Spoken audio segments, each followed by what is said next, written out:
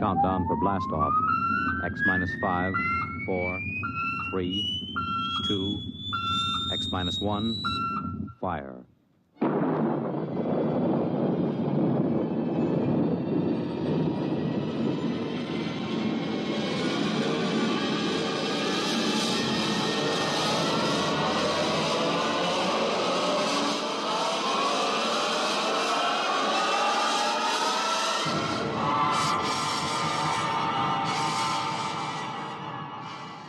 From the far horizons of the unknown come tales of new dimensions in time and space. These are stories of the future, adventures in which you'll live in a million, could be years, on 1,000 maybe worlds. The National Broadcasting Company, in cooperation with Galaxy Science Fiction Magazine, presents X minus 1.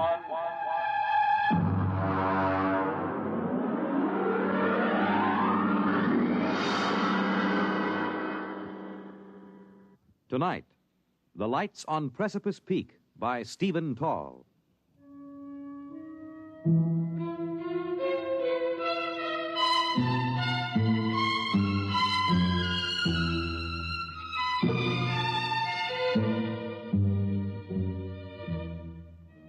We were sitting on the porch of the lodge, the three of us, Chuck Evers, Royston, and myself.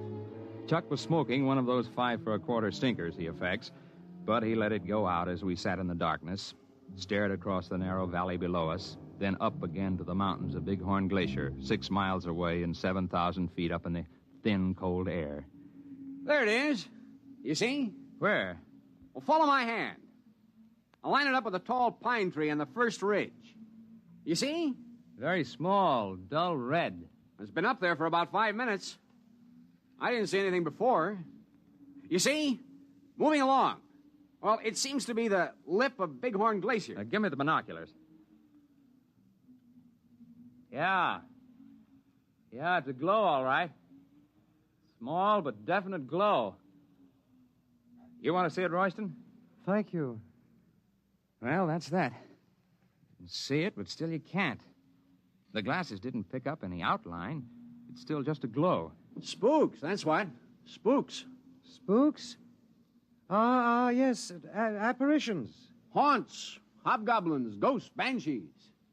Well, at least these mysterious lights of Precipice Peak make no sound. Are you sure? How do you know that every coyote that you hear is really a coyote?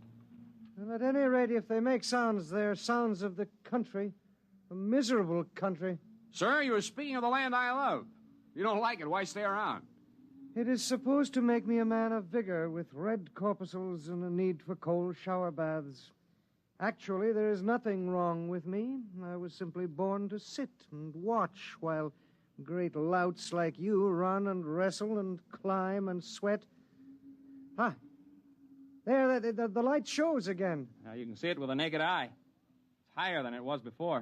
It's moving along. It's going along Fifth Avenue Trail. Spooks don't need a route of ascent even on precipice. All of a sudden, the lights at Precipice Peak are getting solid. Now, I've got a feeling they'll leave a sign. Sign?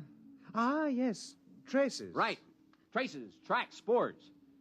The only mystery about those lights is we don't know who makes them. They're getting to be a tourist attraction. Maybe that's a lead.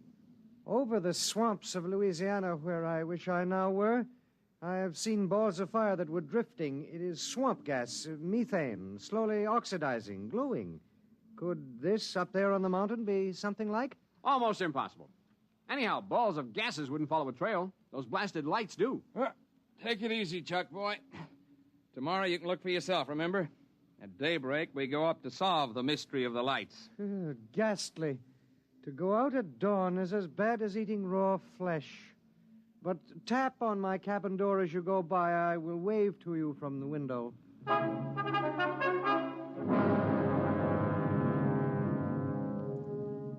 We were down the slope from the lodge and across the valley before the sun rose. Chuck and I swung along the trail. It felt good having your nailed mountain boots hitting the ground in regular rhythm. Ahead of me, Chuck set the pace, an easy, loose-jointed shamble that ate up the mountain miles. We were a good team for climbing. I took a deep breath when we crossed the ridge. But at the switchback, Chuck broke his stride and leaned his long frame against a boulder. Well, tonight we'll be up where the lights are. Punch me if you see one first. Lights, nuts, there'll be none while we're on the peak. $5 says so. Well, I'm not a rich man, but I love a sporting chance. Here's my 5. It's a bet. Where'll we put him? Well, here. I'll empty this out. I got a tobacco tin. Stick it in here. Okay. Here's my 5. All right, we'll put it under the stone here. Nobody will find it under there. It's off the trail. All right, now, if there are lights, it's yours. No lights, it's mine. Right? Right.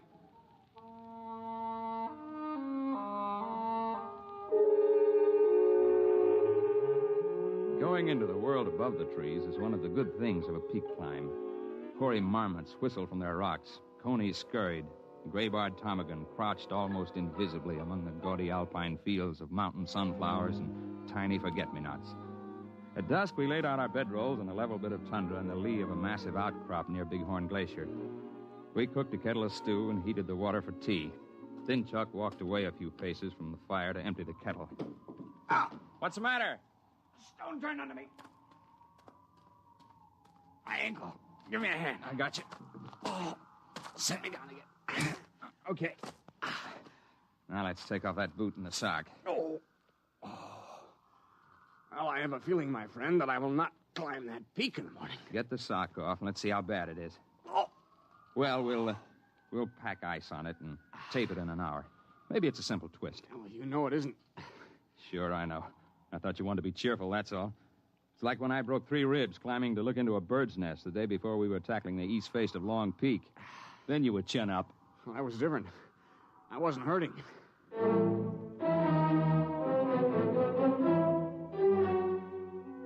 When the stars were out and the quarter moon rose from the plains, I got up from my bedroll seat by the fire.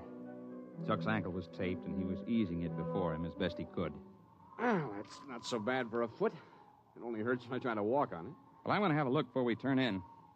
My 5 spot says there won't be any lights, but the technical crew may be monkeying around somewhere. Well, take it easy. I'll just skirt along the edge of the glacier. Back in half an hour. You take it easy. I know Bighorn Glacier. Its crevices are so consistent they're shown on maps. I carried an ice axe, but I didn't figure to use it. And I'd worked my way for a number of minutes along the edge of the moonlit ice sheet. I suddenly got the idea that I should cross it. The glacier had a good snow covering. The going was easy. The view was something few men see. I automatically avoided the big ice cracks. I knew where they were. And then I slipped through a snow roof and fell. I wasn't hurt. The moonlight from the crack above showed my ice axe beside me. It was a lucky fall, except for the fact that I couldn't get out again.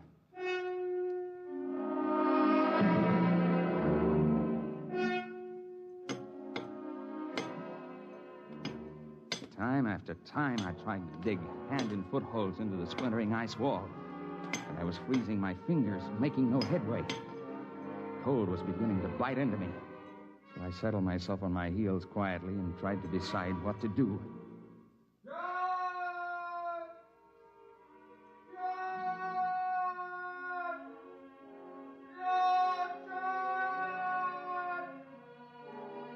That was Chuck beginning to call. I knew if I answered, he'd probably try the ice himself, so I kept quiet. And after a while, he stopped calling.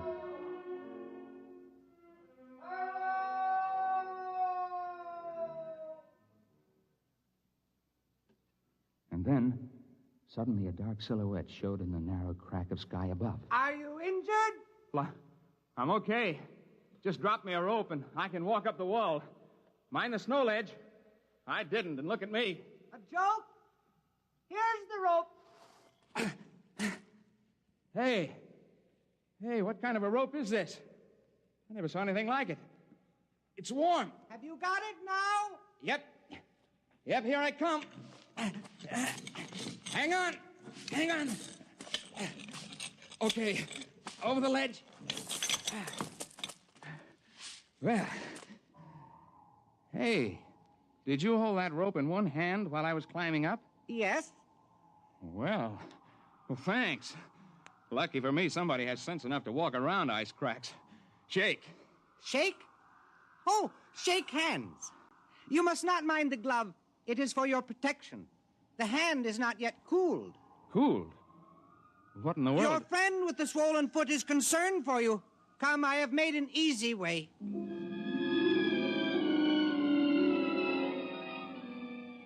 I've climbed mountains up and down the Rockies, but I confess, following this fellow, I felt like a tenderfoot.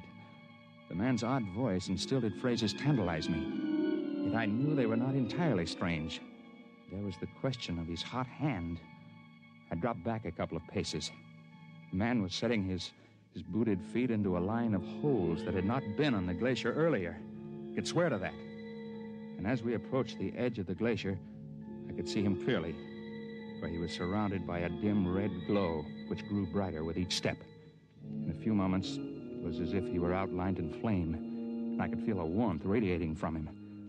I wondered why the snow didn't melt under his tread. It's the boots! They insulate! Oh, I see. Thank you.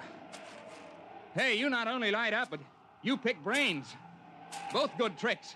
A joke? I guess so. Only here on Earth are there jokes. We can never be sure about them. We, huh? I thought a gag like this would take cooperation. How many of you boys are in on it? We are 4. We had left the ice. We were threading along the little ledge that gave onto the boulder field. I noticed that the ruddy glow had faded completely, that the man up ahead was now simply a dark silhouette. We reached the tundra and spotted Chuck's tiny fire. He sat next to it, the tape-footed ankle eased on a pack sack before him. Well, hello. You took your time. I fell in a crevasse. And I owe you $5. Oh? Oh! You should put the more important statement first. But we can take that up later. I see we have company. Oh, yeah. This is Chuck Evers.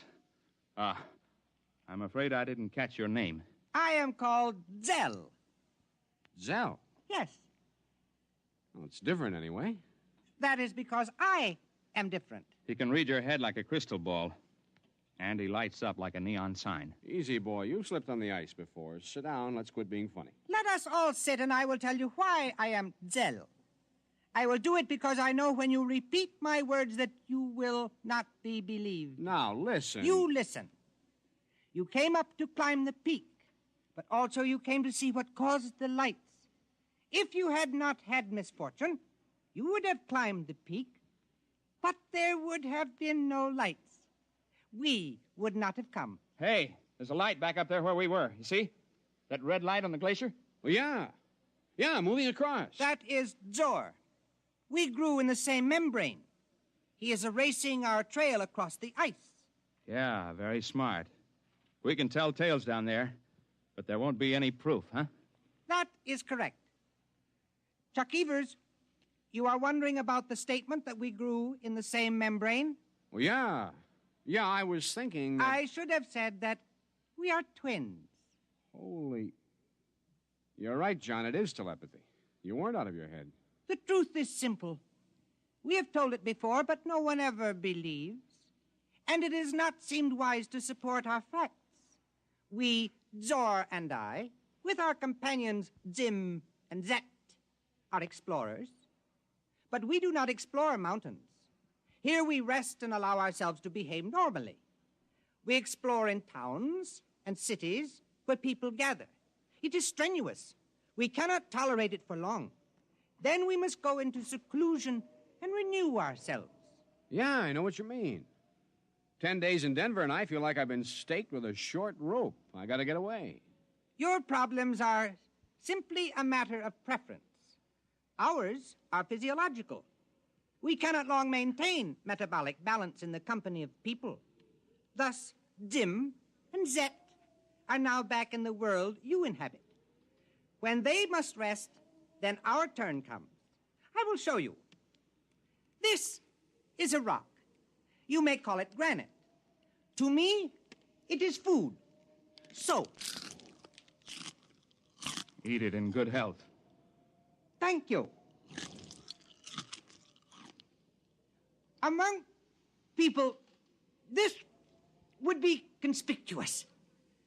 You are not adapted to get oxygen from rock. We are. Well, I'll admit that's a tougher cereal than I'd want to try. But the point of the joke still escapes me. There is the matter of my body glow. I can control my body temperature, raising it and lowering it as I choose. The greatest difficulty when I am among you people is to keep myself down to human body heat. Normally, it is much higher than yours.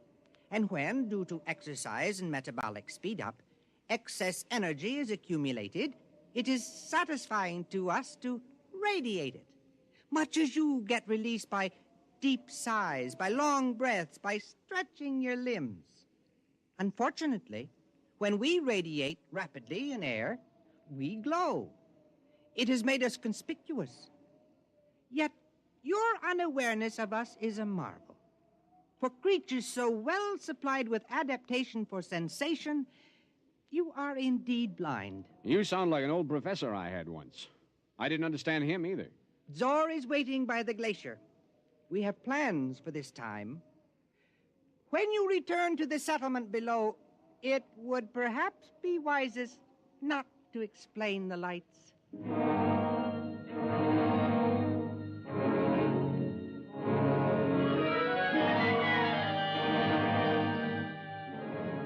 We both sat silently beside the dying fire.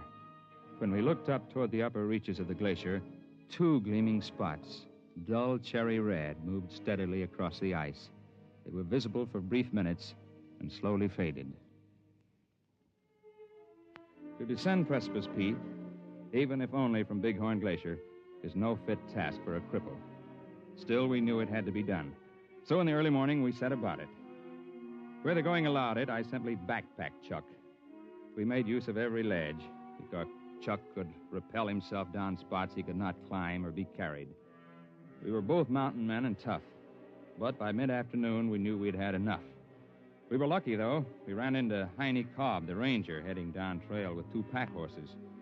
We stopped only once, the big switchback. I got down from my horse, pried up a stone, took the tobacco can from under it, and gave it to Chuck without a word. Back at our camp on the lakeshore, Chuck and I weren't disturbed by questions. When men fail on the peaks, they tell their own stories in their own time. Chuck's ankle showed quick improvement, and in a couple of days he was hobbling about. Only young Royston came to visit us. You have not been back to the lodge. Perhaps you are afraid to show your faces. People talk your arm off up there. Not many of them have the gall to come snooping around here. You cannot offend me. I was concerned for you. I was interested, so I came. Did you see the lights? Nope, nary a light. I told you they wouldn't show up when anybody was up there. You collected $5 from me, betting on the other side of the fence. You were the man who was so sure there'd be some sign. I do not understand. You are both confusing everything, and you are both lying. There were lights on the peak when you were there, and I have a feeling you saw them. They were quite a show from here. Well, this is the place to see them from. Closer up, you lose perspective. Well, I must go. Friendship means nothing to you, so I will take my small hike back to the lodge again. Actually, I came to say that tomorrow I leave this miserable place and go home. I've endured all the health I can stand. Now, that's a different story. We're sorry to see you go, fella. My regards to the swamps. 10 to 1 when you get there, you'll wish you were back. This I very much doubt. Goodbye, John. Goodbye. Oh, there's a funny fella. Hey, what are you doing? Just feeling the stone step where he sat. I thought so. He really liked us, but this time he was careful not to shake hands. Did you notice? Yeah. In spite of himself, he had reached his limit of control. His temperature is going up. Yeah, I guess it is. He never could see a joke. And remember how he'd say something and then wait, as if he didn't understand it? And then all of a sudden it would come to him? He'd wait to pick our brains for every new word. You mean Royston? Royston is a name out of a hat. When that lad really goes home, he'll go with his buddies up there on that peak. I wonder which he is, Zim or Zet.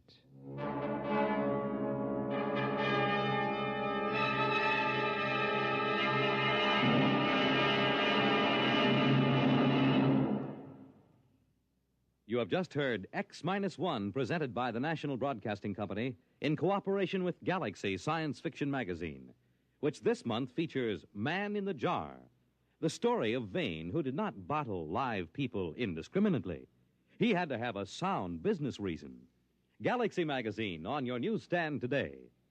Tonight, X-1 has brought you The Lights on Precipice Peak, a story from the pages of Galaxy written by Stephen Tall and adapted for radio by Ernest Kenoy.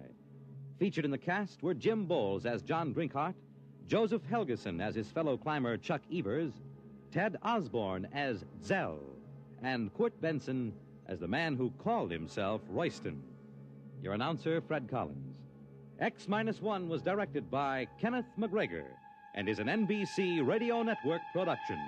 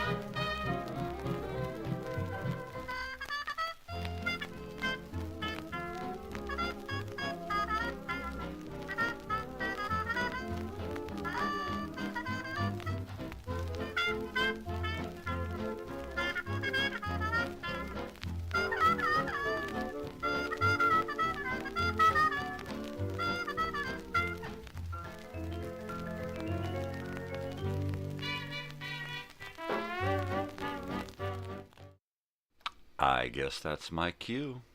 Good morning. Ha.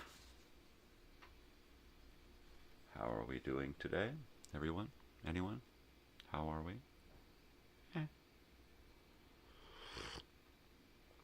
Ah, that's good stuff. Hot, hot. Good and hot. Hot. Hot. Sweet and hot. So what's going on out there in the world? Huh? Anybody? Anybody want to tell me anything? Anything important going on? Huh?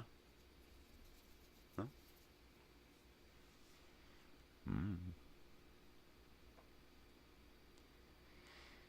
Hmm. Hmm. Hmm.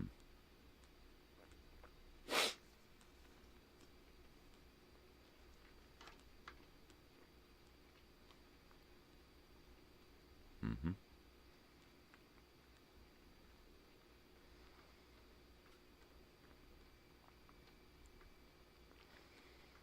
Mm-hmm. Oh yeah. Oh yeah. No, really. I finished my gate. Right? I just got a few finishing touches.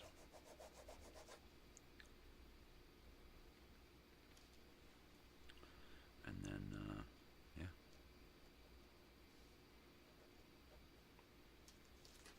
That's it. We're rocking. Rocking and a rolling and a rocking and a rolling. Rocking and a rolling and a rocking and a rolling. Right? Anybody want to watch Square Pegs? Anybody? Ah. Ah.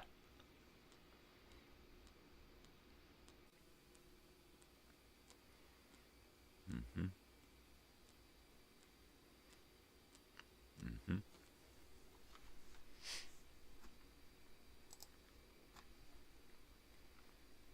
Mm-hmm.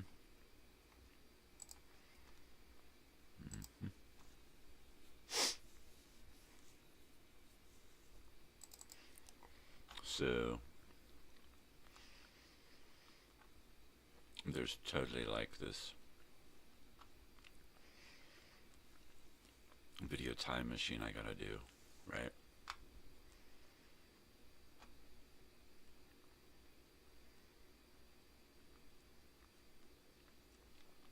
And it's Halloween.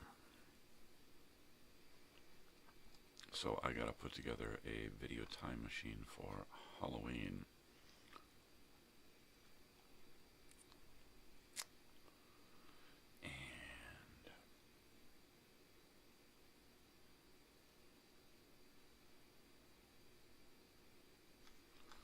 And it looks like Skulls and Skulls.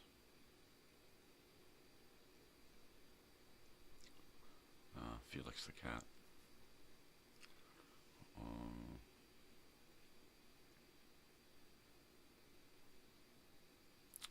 That looks like this. There's a Dr. Jekyll and Mr. Hyde. I don't think that's Felix. So it looks like Felix the cat, Skulls and Skulls. That's probably going to be our Halloween episode. I've got a lot of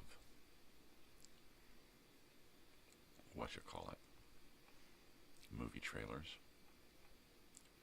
for Halloween. I've also got some little bizarre tidbits. So that'll be fun. Yeah. Oh, yeah.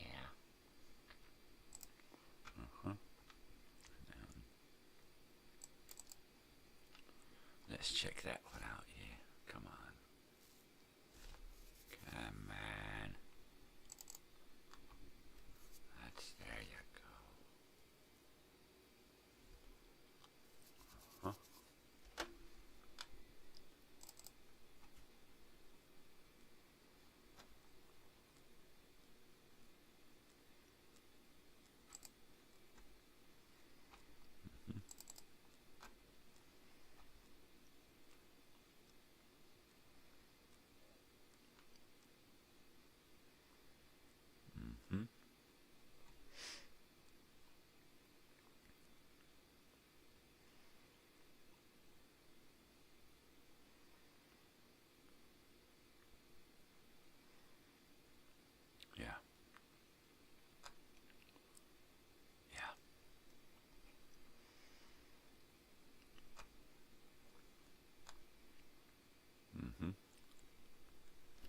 So it looks like it should be an interesting Halloween couple of hour special, right? The Grateful Dead. One of my Grateful Dead videos is going to air Thursday at 8. We've got a Halloween thing on at 4. That's called Lenny's Inferno Halloween Special 1980. That's happening at 4. So I'm going to go live at 5 from about 5 to 7 for Halloween. I don't know what I'm going to do, but I'm going to do something. Maybe I'll read a story, right? I could do that.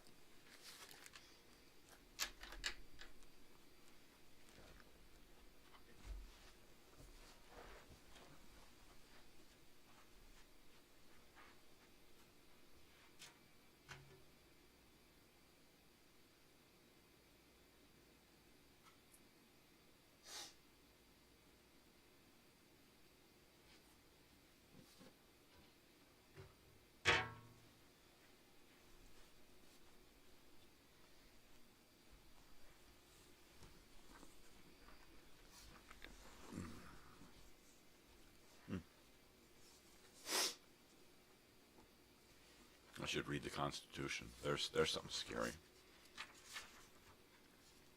The original Constitution.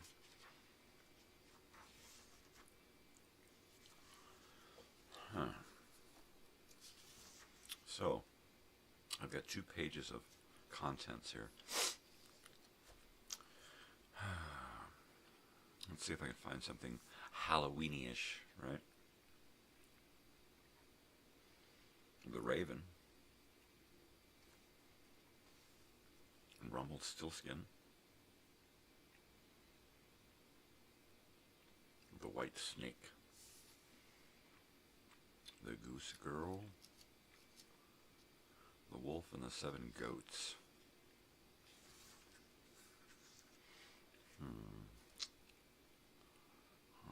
What have we got here? Red Riding Hood.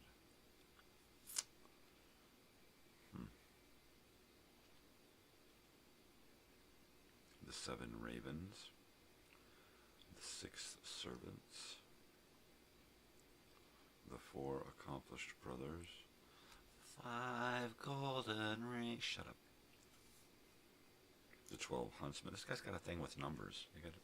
These brothers got a thing with numbers in their titles. 12, 3, 3, 12. And then they come in threes, the mouse, the bird, and the sausage, right? 6.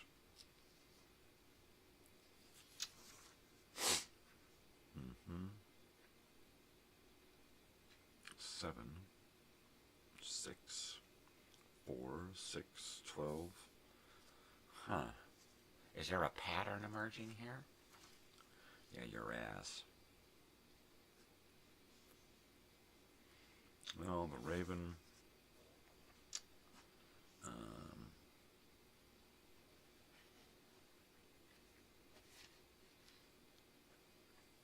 Snow White and Red Rose. Red Riding Hood. Red Riding Hood looks like to be about 4 pages.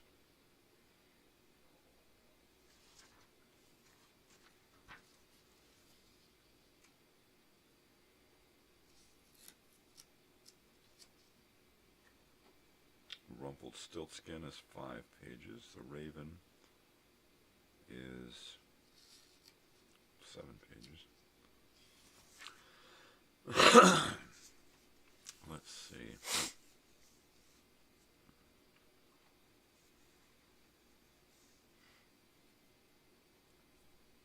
Red Riding Hood.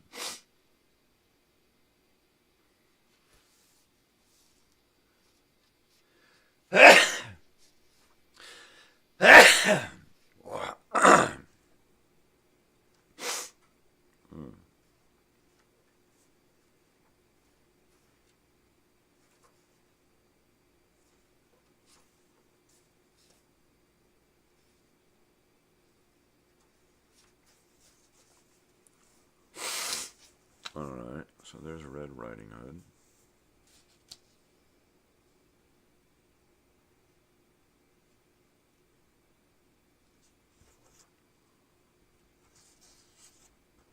Yeah. It's literally 1,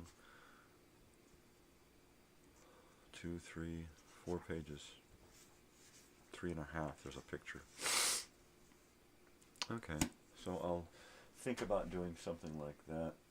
I'll have to look through some of my other books to see if I have any other short stories that would be good for Halloween, right? Uh-huh.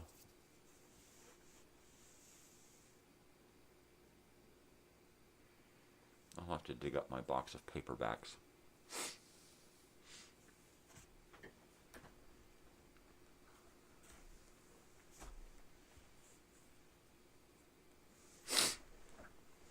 Mm-hmm.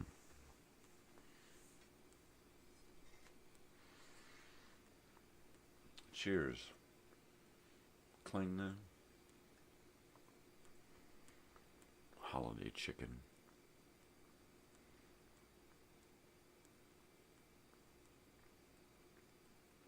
Oh yeah.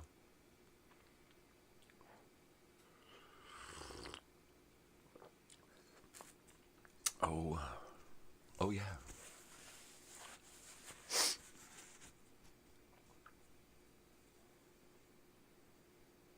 Hi, big face. Hey, big face. Hey, big face, come here. Come here, big face.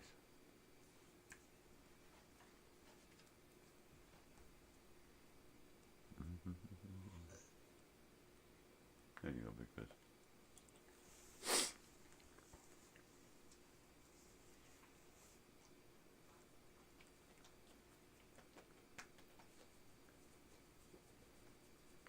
That's my big dog. That's my big girl. That's my biggin. There's no food. I can't put kibble down now, come on.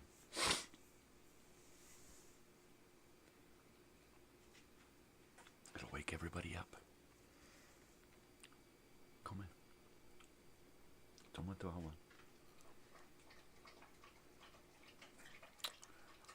Alright. So, I've got a bunch of weird stuff. I've got a how to build a haunted house. And I think what I might do is take that and speed it up. And run it during the show on Halloween. I've got some animated specials, Halloween stuff.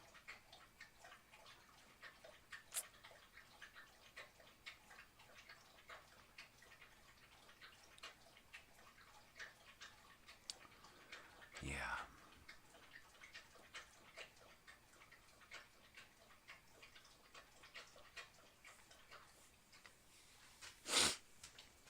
Big face.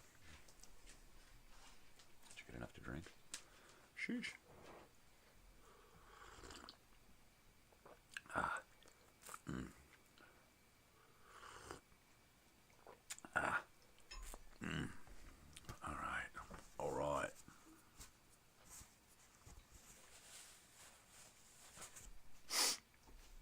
So, talked to my brother last night for a little bit. Reunion stuff, family stuff, that kind of thing, health stuff. We're getting old. So I'm like, yeah, no shit.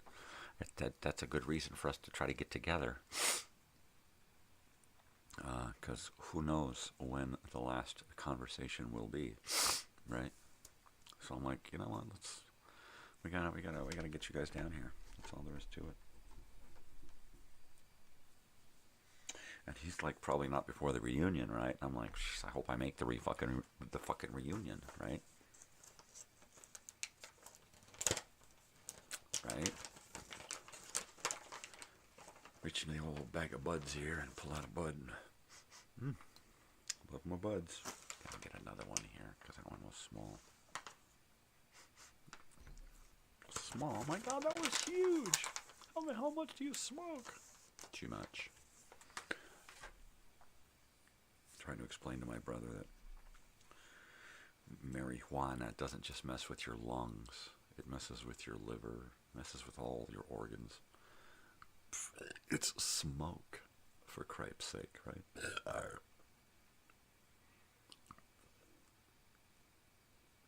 It's like spending my life inside of a burning building, right?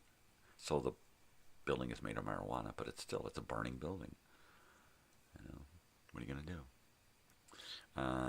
Tell my offspring that if you're gonna do marijuana, just fucking eat it. Find a pure source to eat. You know, some kind of good extract or gummy or something, right? Oh. No smoking. Don't matter what you're smoking. Smoke is bad. Smoke is it's not the tobacco, not so much the tobacco, not so much the marijuana, not so much the burning house. It's the smoke that's killing you. So there you go. There's my little lesson for today. Don't smoke, kids. It's bad for you. Really, really, really, really bad for you. Like, oh my gosh, like it's so bad.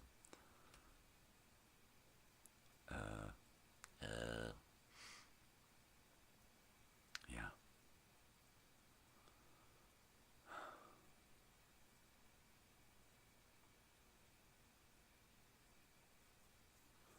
So, we've got some grandpa, some Halloween, and these are like PSAs and Halloween safety films and stuff. I've already uploaded those. So I'm looking at getting excerpts from like Grandpa's sci-fi hits from 1988, How to Build a Haunted House from 1985.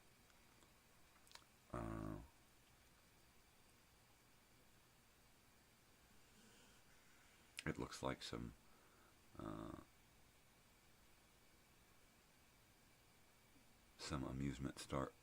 amusement park stuff, some Halloween neighborhood stuff. Yeah, so I got options here. I got options.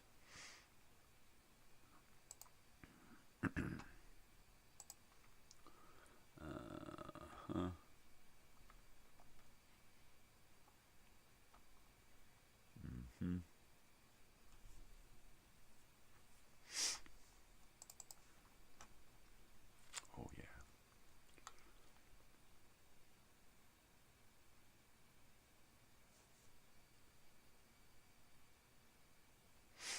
Oh yeah.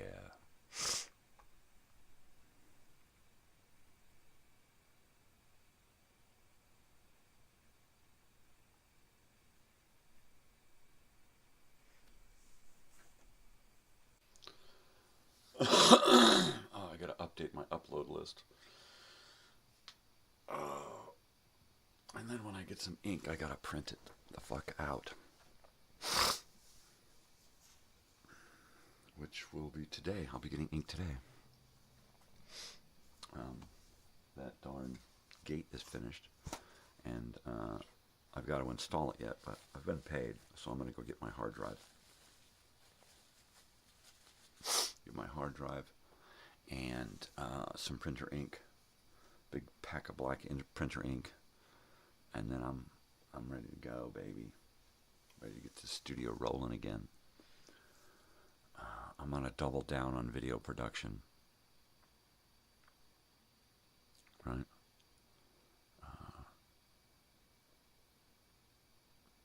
I told my wife, let's definitely give this daybed mattress and box springs to our neighbor who just got cleaned out from the hoarder cleaners, right? And so my wife's been going over there to make sure that it stays clean, right? And you don't need this, do you? Let's throw this away. You don't want all those. You don't need this stack of things. You throw this away, right? So she's just like, let's get rid of as much as possible. And then she noticed that his bed has got a big divot, a big hole in it, right? I'm like, well, shit, that's not good, especially in his physical condition, right? I said, well, let's give him this bed. You know, has he got a frame? Okay, he's got a frame. Let's box spring and mattress. Let's take it over there. Don't tell him. Let's just do it. Let's just show up with it and do it.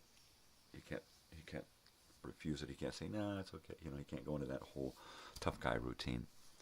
You know, let's just get the box springs, bring them over, take both pieces over there and say, hello, dropping off a mattress and box springs, taking the old one away. Boom, bing, bang, boom, bing, bang, boom, right? Of course, physically, I probably won't be involved in the whole taking the bed over there. Because that's not in my wheelhouse. It'll be hard enough just getting it over here.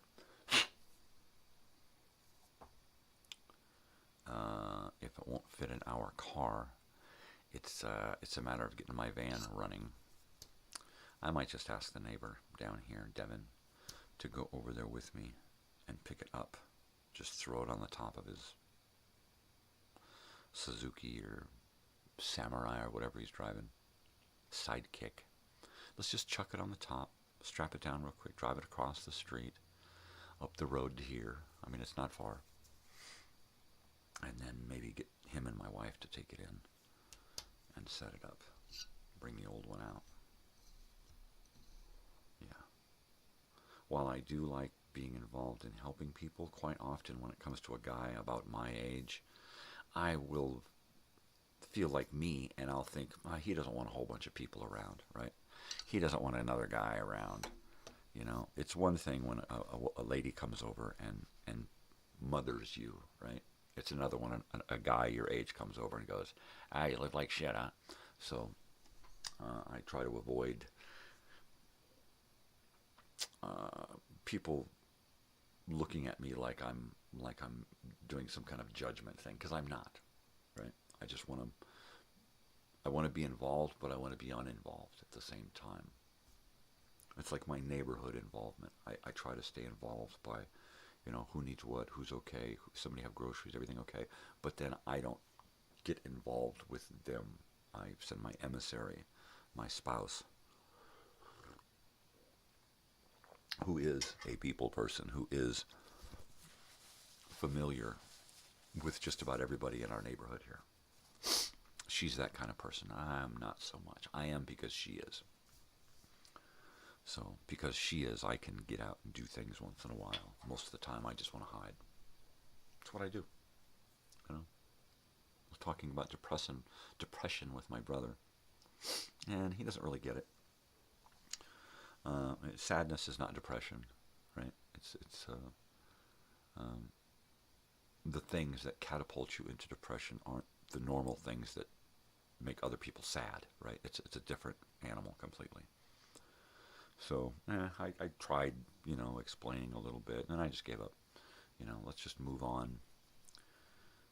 Yeah, this whole reunion thing could spiral me into a deep, dark place. It really could, if I let it. I'm planning this reunion for a handful of people and hundreds of people, right? It just depends on how much money is raised and how many people want to get involved and what we decide to do with the money raised, right? A house to get together in, all of that extra stuff for that, food and stuff. And then there's entertainment.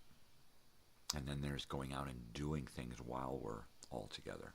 I mean, if we raise thousands of dollars past what we need, we're gonna go out and do stuff, right?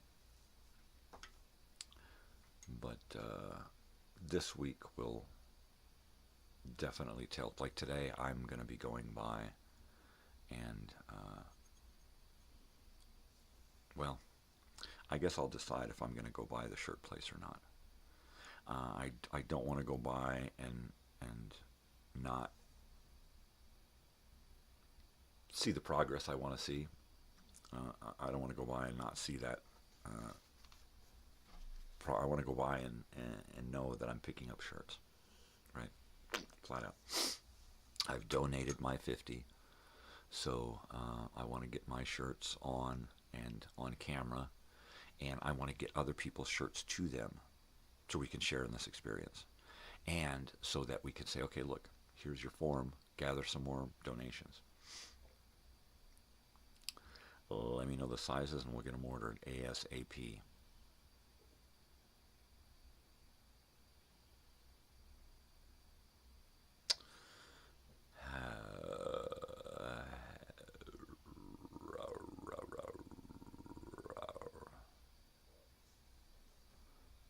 The Three Sands. Oh. The Threes. No.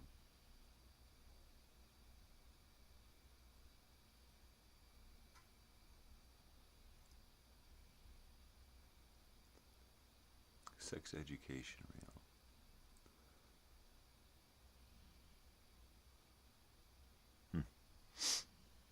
I don't know what that is. The story of the cat. Oh, I know what that is. Anyways, Bong Hit.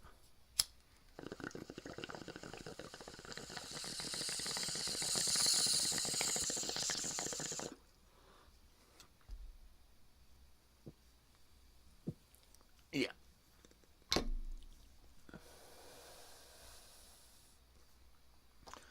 Yeah. There are a lot of people who I want to be there, but not for myself, right? Just because I'm not liked by people, I hope that doesn't dissuade them from coming, right? Just because there are people out there that I'm not too fond of, it doesn't mean I don't want them to come. I do want them to come. It's their party as much as it is mine or anyone else's, right? So there, you know, I'm figuring that it's going to be a big enough event that we won't really have to run into each other if we don't want to, kind of a thing, right? There'll be enough entertainment and people to go around to keep everyone occupied. So you see somebody there you're not too fond of, it's like, yeah, what's going on? And move on. We're all adults, right? I mean, that's the thing. If you're going to hold on to some kind of cheesy, you know, yeah, I don't like that person, fuck them, or I don't like California, fuck California. Well then, yeah, definitely don't come. I mean, definitely do not come. Because nobody wants to hear you complain about that person the whole time. Nobody wants you to hear you complain about California politics or traffic or prices or whatever, all right? So if you can't let go of that fucking bullshit and leave it at home, then stay at home with your bullshit. That's it. That's all there is to it. I mean, if you're not grown up enough to just have fun hanging out with some old friends and family and stuff, and not dwell on stupid shit that's probably been programmed into you, then leave it at home. Leave it at home or stay at home with it. That's it. You know, I'm not going to come there and do this shit, right? No. I'm going to go there and make memories. That's it. You know, memories pretty much that aren't going to last a whole long time, but they may for other people. I don't expect my memories. I don't expect my memories to last. Not too much longer, but just as long as I get there, right? As long as I get there. Just want to get there.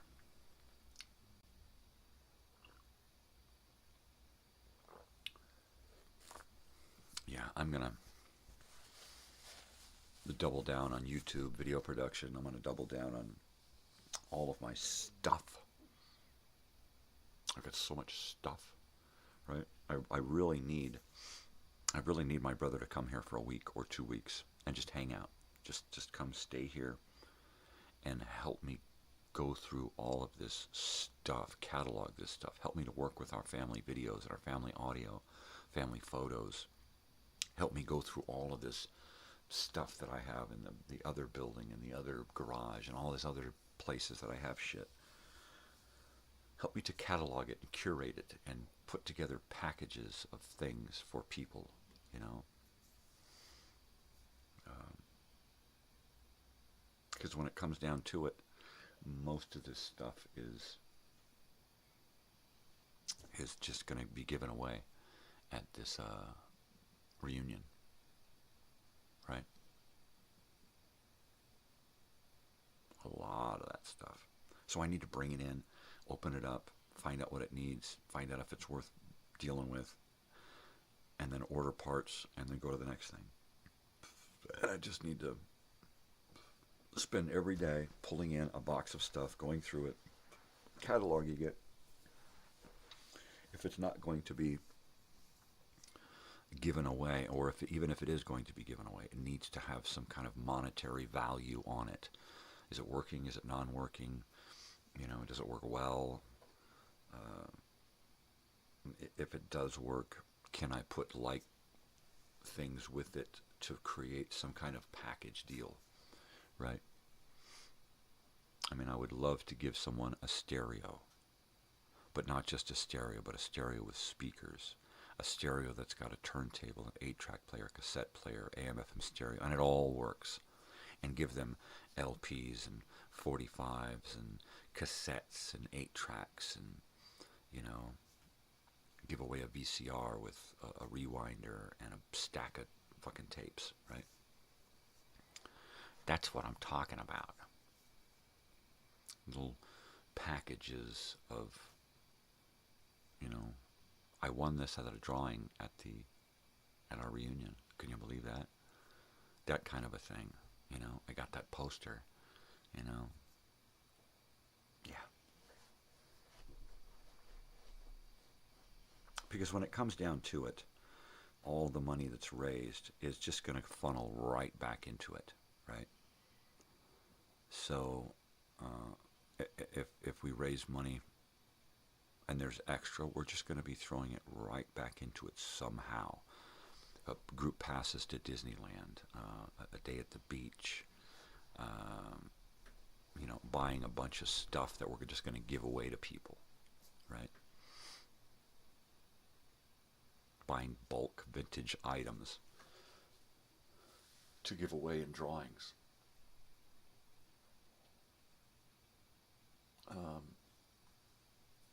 These girls can make me bumper stickers. I'm probably going to have them make me bumper stickers rather than go and spend, you know, $20 for a KMET bumper sticker. Just take that bumper sticker, just buy it once, and then have that reproduced for pennies on the dollar, right? So that's what I'm going to be doing. I'm going to be taking things that we knew and loved and putting them into t-shirts and posters and stickers and mugs and that kind of stuff. So you will be the topic of conversation at work. What the hell are you wearing today? What, tell me about JJJ Liquor. You know, I see you wearing all this Lake Elsinore stuff. Where do you get all of this Lake Elsinore swag? This guy, yo. So, yeah, it's just about the money. My brother's saying, don't put yourself in hawk. And I'm like, dude, you know, all I have is small obligations at this point. If I can take care of these small obligations and use the money made from this small little obligations, then it's often rolling by itself. It's just its own machine, right? Each shirt pays for the next shirt, and then we start to get some kind of surplus going on. But each shirt is going to then pay for the next shirt, so that at some point we're bringing in more donations than we're putting out towards shirts, right? That's all I want to do. Is I just want to get to a point to where we're not just breaking even, but we're collecting a surplus of cash to do something with. Right now we're in that beginning stage where it's like this, we're just kind of floundering, right?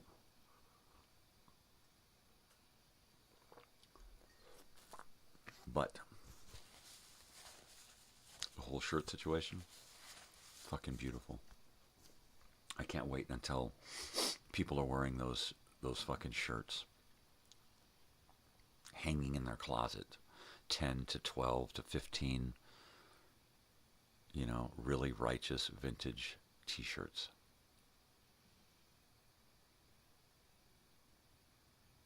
In a few days, I'm going to have some here in my drawer, right, with my 80, almost 90 t-shirts. I went into my daughter's room, and my wife and daughter are pulling out piles of stuff from my daughter's drawers, right? And they're going through and they're organizing her t-shirts, and they're folding them up just like I fold mine, right? And in half and then in half, so you get these nice little t-shirt rectangles that go into a drawer and like a file. And the image on the shirt is the thing that you see on that top bend. So you can just go through just like a file, right? So, and that's exactly what they did. And I didn't ask her what her count was, if she counted, but she's got a lot of t-shirts too. That's my girl. She'll get upwards of 1 to 3 or 4 shirts per concert, right? She likes to go to Hot Topic and buy shirts. She likes to go to thrift shops and buy shirts. She'll buy fucking shirts anywhere. She's a t-shirt junkie, just like Dad. I can be proud of her for that, right? I mean, I'm proud of her for graduating college with 3 degrees and being at university. So I can be proud of her for being a t-shirt junkie too, because it's just a way she expresses herself. She can go through a whole semester, 2 semesters, without repeating the same shirt twice, right? And that's costume, that's wardrobe, that's personality, that's, expression. This is who I am. These shirts express things about me. And I love that. I used to wear black t-shirts. For a decade, I just wore black t-shirts. And I just got tired of wearing other people's stuff, manufacturers' logos. It was always a manufacturer logo on the shirt somewhere. Even if it was just a little Adidas or something on the sleeve, right? It was like, a plain black t-shirt, rip the tags out, plain. After a while, it kind of fades to kind of a brownish, reddish black, right? That's kind of a funky color. And that was me. Black jeans, black t-shirt, black shoes, black socks, black hat. And I did that for like 10 years. And then my father passed away. And I had to order a machine to play some tapes, and I wound up ordering this and that and this and that, and pretty soon I was in this eBay junk. I need an eBay fix, right? And I was just ordering shit like crazy. That's where I got the shirt, Starsky and Hutch. And I ordered a shirt, an old vintage shirt, Tower Records or something, and that was like, now I need a KMET, and I just kept ordering and ordering, and then I got good at getting shirts. And I would find them in certain places. I can't say where.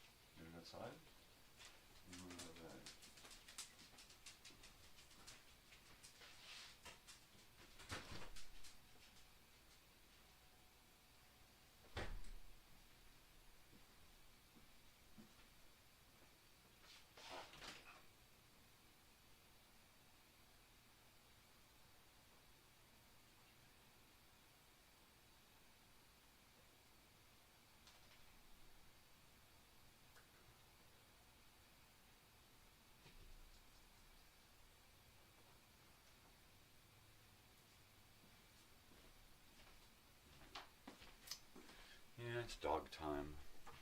Friggin' dog time. Big dog's out. Sam just got up and went out. He don't like people or dogs to be alone. Right? If Bessie goes outside and she's out there too long, he wants to go out and investigate.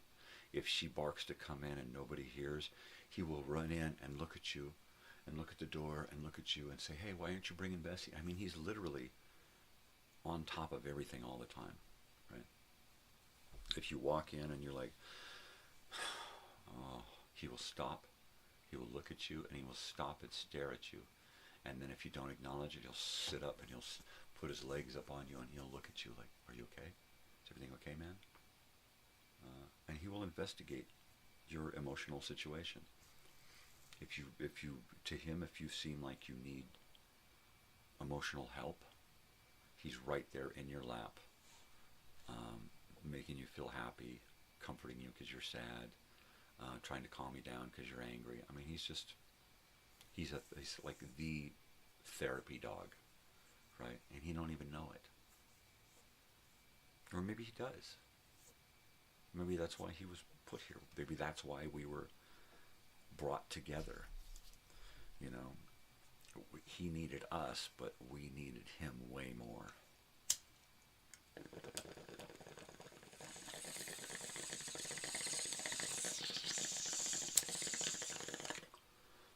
I mean, at first we had another dog. He was 15, old and feeble. And he was 15 or 16. We brought Sam into our lives.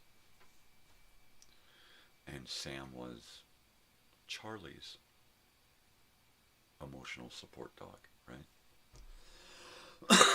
He was Charlie's therapy friend. And he would sit there with him, curl up right next to him. Charlie was like, eh. But Charlie didn't have separation anxiety anymore. You know, Sam would sit there and clean his face, and just hang out with him. Charlie really was too old to care, didn't really want anything to do with this young dog. But the dog would never leave his side until he passed away. And then Sam kind of went into a little funk, a little depression for a few weeks, a month, until we brought home Oliver. And then he was I don't want this little guy around me. And it took him a couple of weeks to get used to his new friend. But, you know, it's one big happy family now. And since Sam got fixed, he's really found his calling as far as being the family therapy guy. Just looking at my ankle. I wear tight socks and they make my legs itch when I take the socks off. Probably a soap allergy or something, right? So they make my ankles itch, and I have tendency to scratch in the middle of the night, which causes, ow. Hi, Sam. How's it going, buddy? You want to hang out? She'll be back in when she's ready. Salud. You want to go to bed? Or you want to hang out here with me? Sam?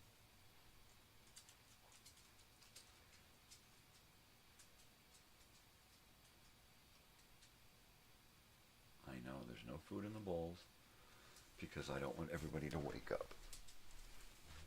Check your water here at least. You have a little food in your bowl.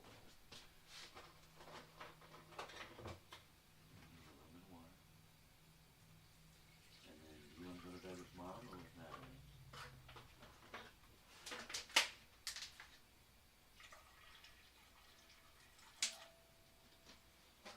Let's see here.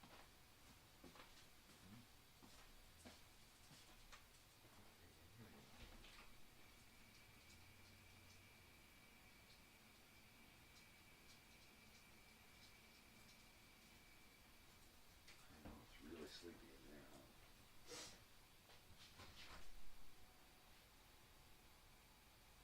Come on, Biggin, it's cold out there.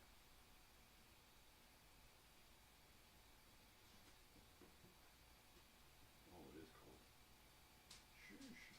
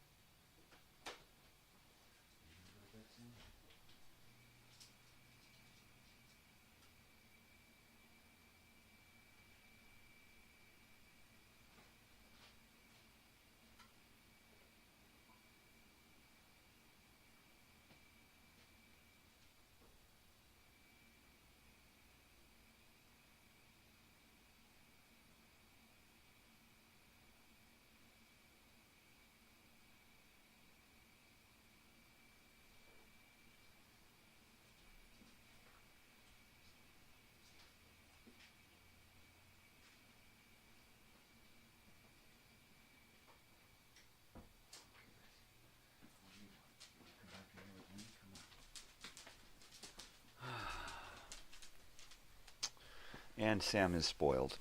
He is a spoiled dog, but he knows he's spoiled. And he lets you know that he's grateful that you spoil him every second of the day. He lets you know how much he appreciates being here. Oliver, on the other hand, he doesn't remember anything bad in his life ever, other than maybe a busted tooth and being sick, right? Other than that, he's spoiled rotten, and he don't know it. He thinks this is just Oliver's world. This is my world. Pamper me. Hi. Come here. But, and then the girls, they know they're spoiled because they've had it rough. Hi. Hi there, big face. So, it's okay. You know, it's okay to spoil your pets. It's okay to spoil your kids. Animals can have it really rough, and kids grow up and then they get it rough. So why spoil their childhood, right?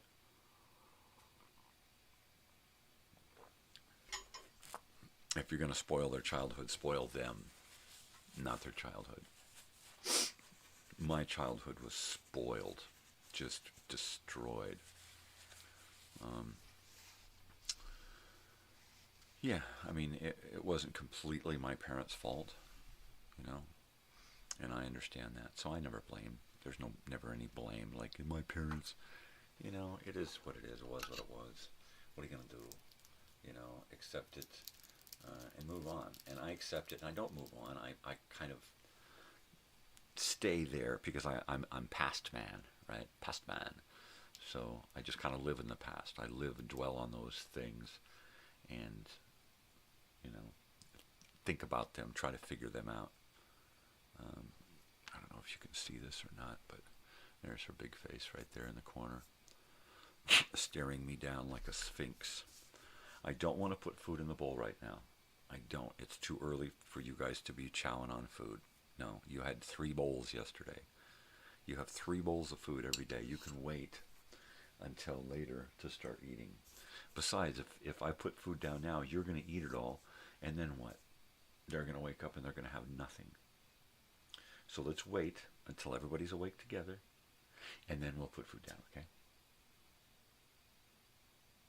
Okay. Okay. Now, why don't you come over here and lay down, and we'll address that bowl later. Okay, come on. Come on. Now, how can a dog who has never had puppies have such big tits? I don't get it. Have you ever had puppies? I don't get it. You know, she always looks like she could be feeding puppies. You know, geez, when was her last litter? Never, right? It's just a symptom of her, I don't know what it is. I'm told that she's got cancer in her ovaries and she can't have this or she can't do that. All these other issues, but, you know, I never got a full explanation on any of it, so I don't know anything. Let me check the dog situation.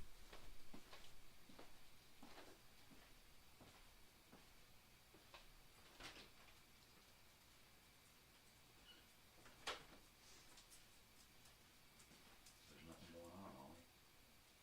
No, there's nothing. There's nothing to eat, no food, no nothing. Did I say the F word too many times? Is that what brought you out here? I said food too many times? What do you want to do? Do you want to go to bed with Natalia? Boo. Boo. I don't know. See? I don't know. You don't tell me nothing. You don't tell me nothing. Alright, let's go back to bed. Let's go back to bed. Nothing going on with you. Let's go.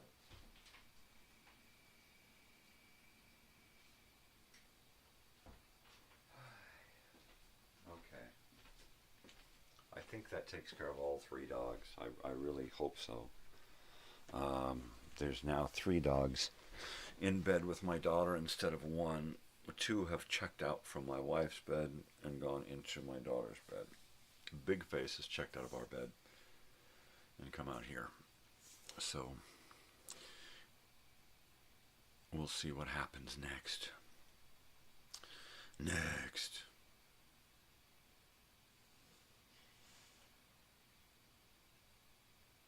yeah, I'm pretty excited about creating new video stuff. I may take some YouTube music, right?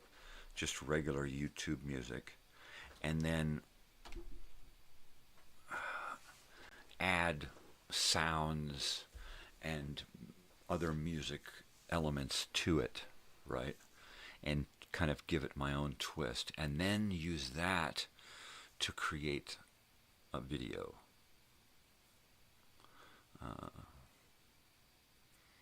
I don't have much opportunity to create movies, film, actual production stuff. So I have to kind of take what I have available to me and then use that to create something I get a little bit of, you know, like a bunch of stock footage. I record tons of stuff and then just kind of pack it away. So I need to dig through some of that and pull out a bunch of different elements that work together, and then, you know, pile them up, come up with some kind of, you know what I mean? Some kind of something.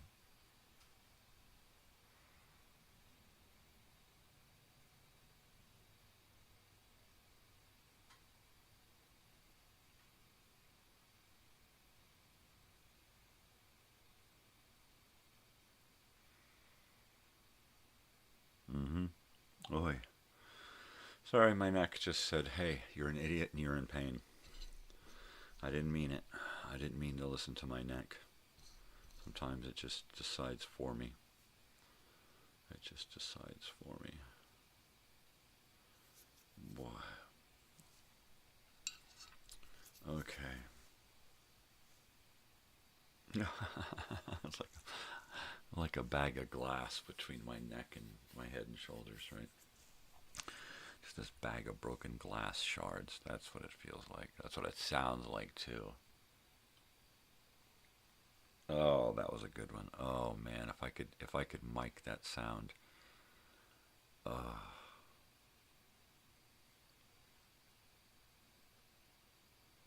Yeah, that would make people, like nails on a chalkboard, that would make people just fucking go, ah! Right? If they heard that sound in my neck that I hear when I turn my neck. Not only that, but it feels wonderful.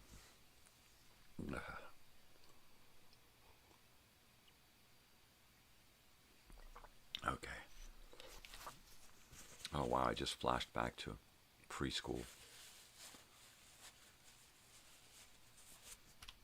Wow.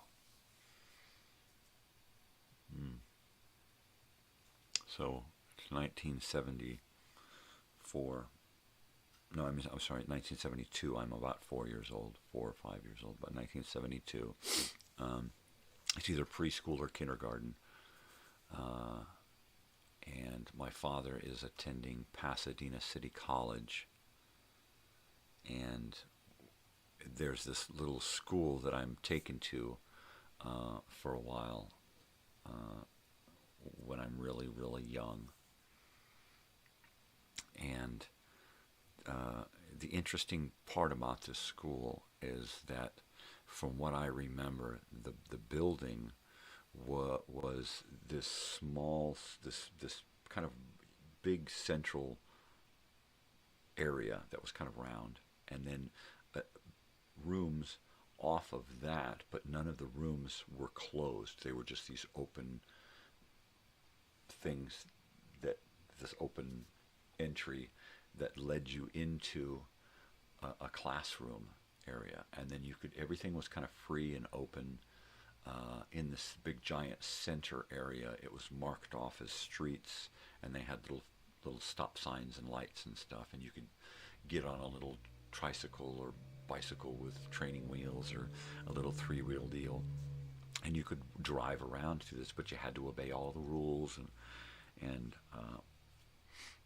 everybody was supposed to bring at least one piece of fruit every day, and then the teacher, we didn't call her a teacher, she would take all of the fruit together from everyone and clean it and peel it and slice it and portion it out so that we all got a piece of everything that everybody brought, right? She would make sure that we each shared in each other's stuff. So it was a really interesting concept. We probably went there because it was kind of a hippie-ish type thing. And I loved it, right? It was my first experience in school. Everybody else was a little different, right? And we were all young, so we really didn't care about how different we were. I knew right away when I was young that I was a different guy.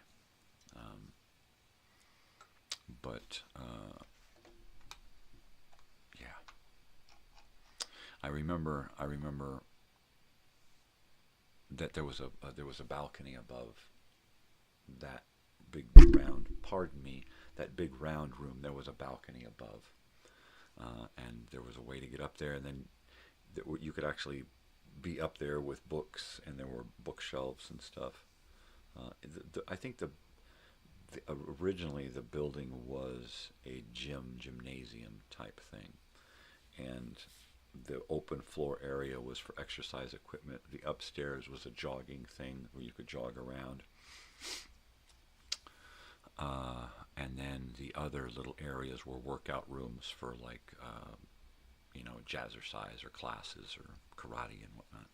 But it was a really interesting building. A neat concept for a building too.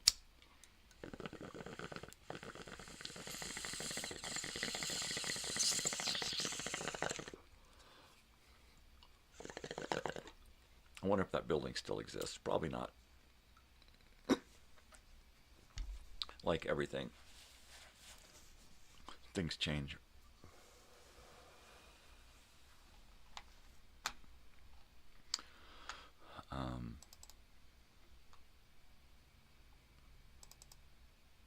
Wow.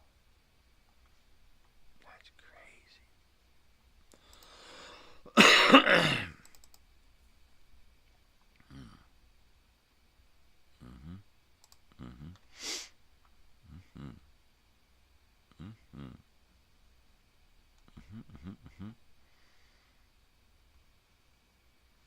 Oh yeah.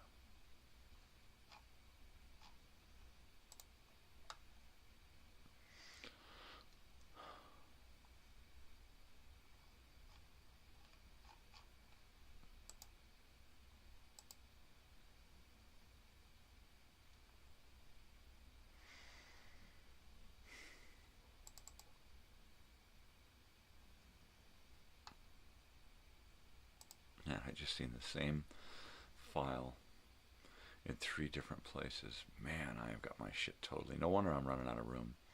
I've got shit doubled and tripled. I've got shit doubled and tripled.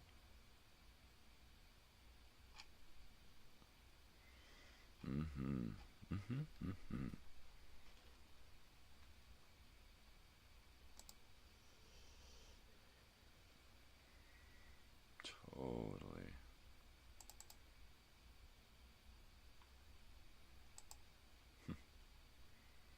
Man,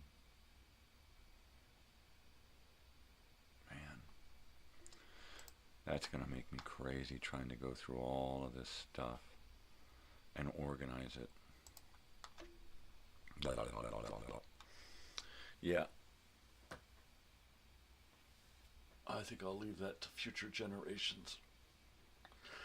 What I need to do is I just need to make sure that there are lots of copies, and the copies are in different places. I need to take a bunch of my original content and burn it onto DVDs, and then just fucking mail it to people. Right? Here, take this and put it somewhere. You don't have to watch it, but just take it and put it somewhere. Because, at some point, somebody's going to dig it up years, generations down the road and wonder, what the fuck is this?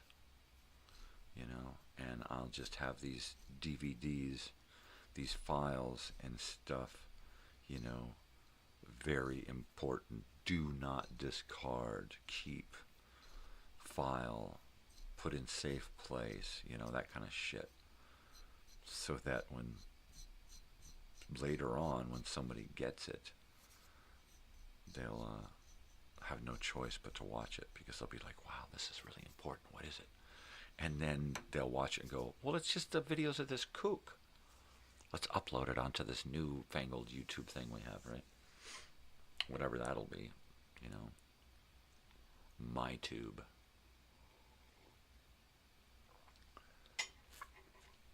At some point, I think everybody is just going to have their own channel, their own database, their own collection, their own like clouded, all of their stuff will be clouded. Everything in their head will be backed up. Everything that they do will be backed up. All of their entertainment, their enjoyment, everything will just be backed up. So that no matter what happens, well, that person's gone, but everything that they experienced is still here. Right? Ah, jeez. I got a dog situation again. Let me go check it out.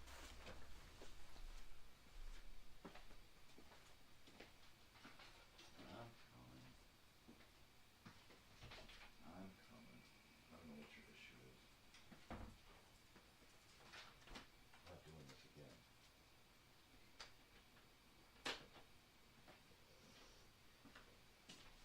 Well, of course I'm going to do it again. I'm not doing this again. And then what do? 2 minutes later, I'm up again.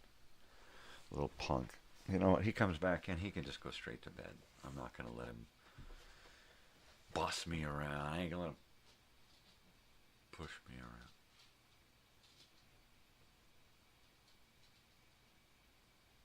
That's him trying to get up onto the bed.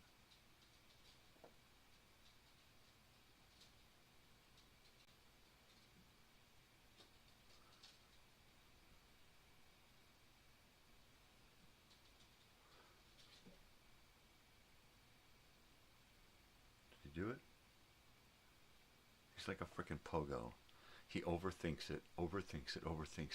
If you say food, he don't think, he just jumps. But in the morning, he overthinks it, and he will literally pogo, trying to jump up onto the bed 6, 12 times, 20 times in the morning. He's done it for an hour before. Walks around the bed, and then pogo, gets frustrated, walks around the bed. It is like, dude, you know how to jump up on the bed. Just jump up on the frickin' bed. And then he gets all pissed off. Jeez, man. And then if you just say, I got something to eat, boing, he's right there next to you. See? Now, was that so hard? That little bastard. Oh, he's so frustrating. I love him to death.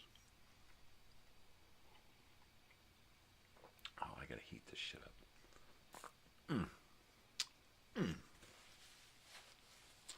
And then do some more bong hits. Because that's what I'm doing today. So I'm trying to figure out Halloween. I gotta come up with Halloween. Help me. Help me to come up with Halloween.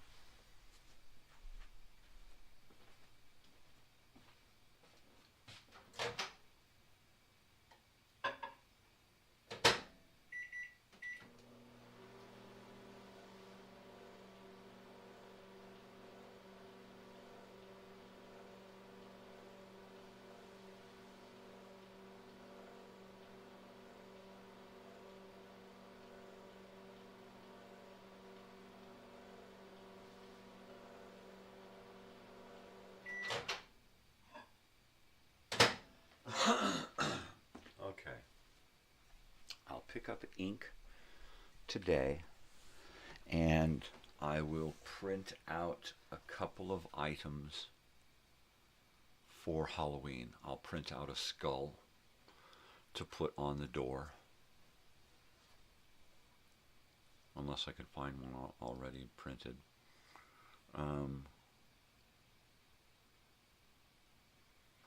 I'll pick up a little bucket for candy.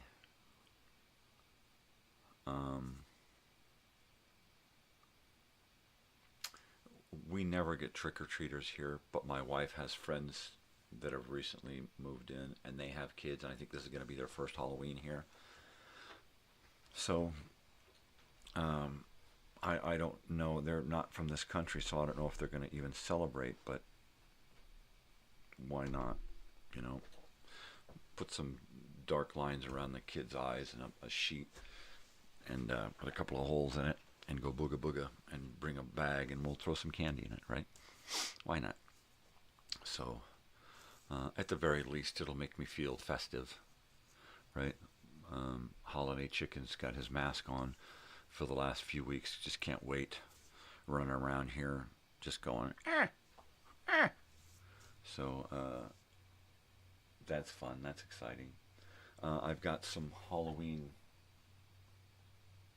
sound. I'm going to have to see if I can get away with playing it. I know I have a collection of Halloween sound effects somewhere. So, we'll see. You know what, at some point I'm just going to be done here and be dealing with other stuff. So, I want to take advantage of as much time as I can and do as much as I can, but I don't want to get into stuff that's going to like, ooh, I hope he does that again, because that's going to be like next season stuff. Getting into like sound effects, like let's spend a day messing with sound effects. Let's spend a day getting my old, big giant old computer out and opening it up and turning it on and seeing what's there. Let's talk about records on this day, or records and tapes and audio and stuff. Let's talk about movies on this day. Let's talk about TV stuff on this day, and actually really get into it. That's my ultimate goal for this next season. It's rough. It's really rough. Having bad health makes it really tough to plan things and then actually have them work out.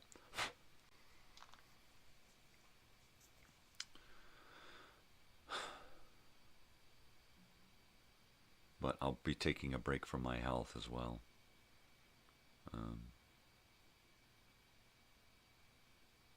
Yeah, I'm just going to do some things and make some changes that will help to, I hope, fix a few of these issues that I'm having.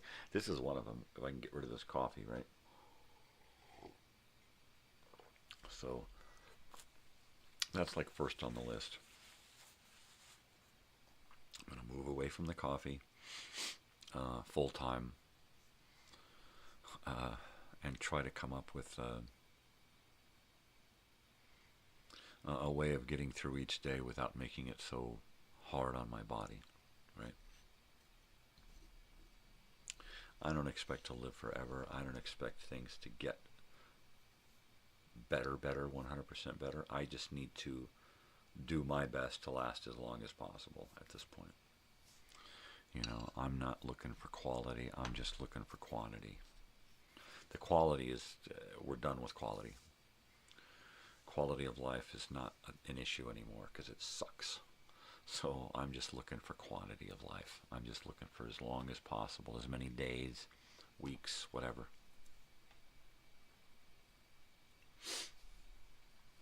My brother's like, haven't you talked to people? And I'm like, yeah, I've talked to people. I mean, as much as I feel like I can talk to people, right? I've gone after people and I've asked them for their help. And I've said, hey, you know, could you help me with this and get involved? And usually I just get the shine, you know. I know messages get delivered, and I can tell when people have seen the messages and stuff. And then I can feel it when people just don't respond, right? And I can understand, you know. So I just kind of like, rather than throw myself into depression because of it, I just move on. You know, even right now I feel hurt inside and kind of, you know, like like when you're watching a video of some guy on a skateboard just hitting the ground, bang, right? And you feel it through your whole body. Oh, and you feel it in your bones. You get that kind of like cold, numbing, painful feeling in your bones. Yeah, that's what I get when I think about trying to contact people and send people messages and ask for people's help about stuff who I haven't talked to in years and decades and stuff. You know, it just makes me feel really uncomfortable. So therefore, I just don't do it. And when I do, and I don't get any response, or I just get a, you know, hey, how are you, kind of a thing, then I try to just move on and not dwell on it and not take it personally. Because taking it personally will just screw me up. But I do need help. And I told Robert, yeah, I do need help, but I don't know how to get it. You know, if you can get help, go for it, you know. I need him to be my emissary. I need him to be out there moving and shaking and talking to people and getting things done, you know. And he's like one of those guys who's like, well, gosh, I hope those people don't come. And it's like, dude, you can't fucking be like that. You know, you can't be there for you only. This can't be for, you know, this is what Robert wants, and, you know, and this is what Michael wants, and that's not what it is. You know, it can't be about me or him or her. You know, it has to be about everybody. So there's going to be all, I said black, white, yellow, red, brown, and he's like, oh. And I'm like, okay. And I didn't even address it. Because I didn't know how to. Right? It's like, you know, why are we so totally different, right? Where I'm totally accepting of anybody, and he's like, nope. And I'm like, oh, how did this happen?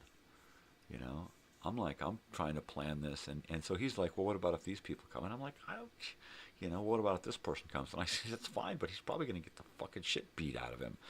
And mostly by girls, you know, and it's like, you know, I want everybody to feel free to come and experience it. I don't think that a lot of the people who are going to come are going to feel, well, the people who aren't going to come, some of the people who aren't going to come are going to come because they feel like, you know, oh, fuck that person, and I don't want, you know, if they're going to be there, I'm not going to be, you know, and that kind of thing. And that's kind of negative. So I don't need it. I don't want it. Or, you know,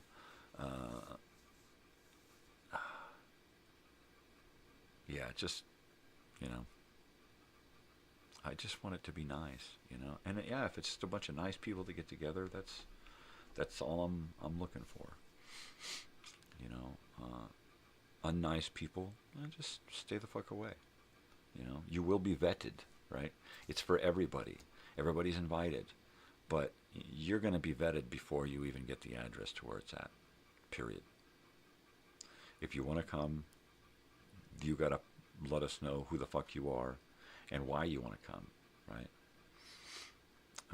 And everybody's going to have to go through this, you know, except for the core people who have been with this from the beginning.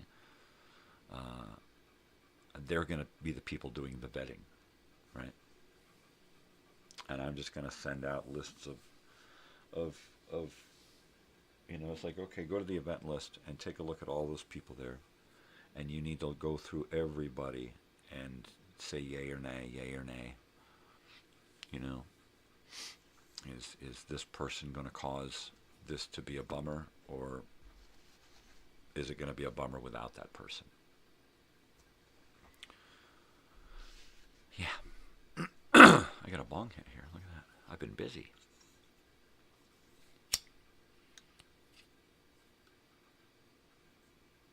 Right?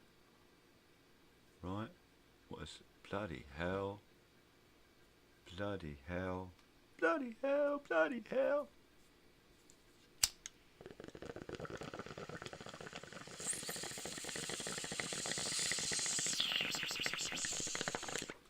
Ain't that a neat sound? It's a sound of death.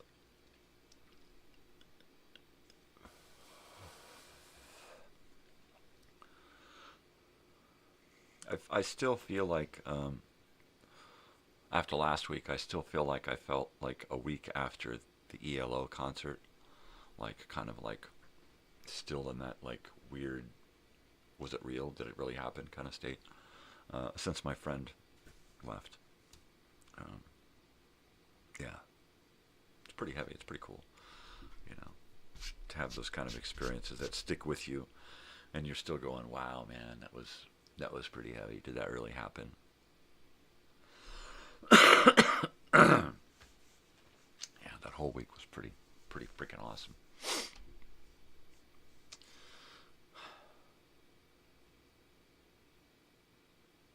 So I guess the next big experiences in my life are going to be my own, really. I'm still trying to come up with some kind of way to keep the meat on my bones after having all of my teeth removed, right?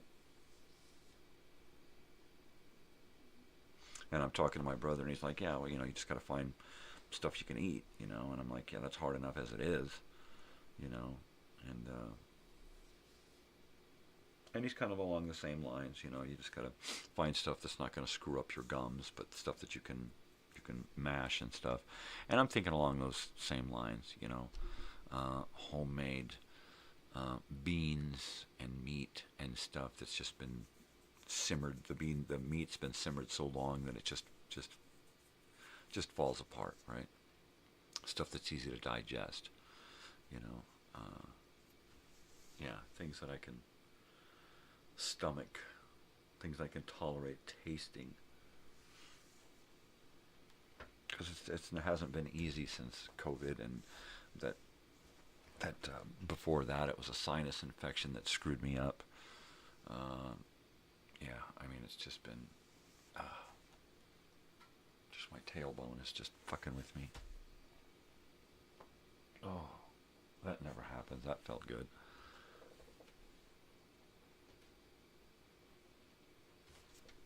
Oh. Got a little pop there in my lower back.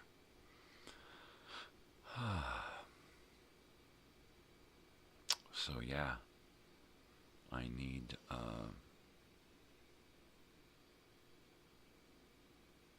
another USB port, a multi-port. So I need a USB multi-port. I need an external hard drive, and I need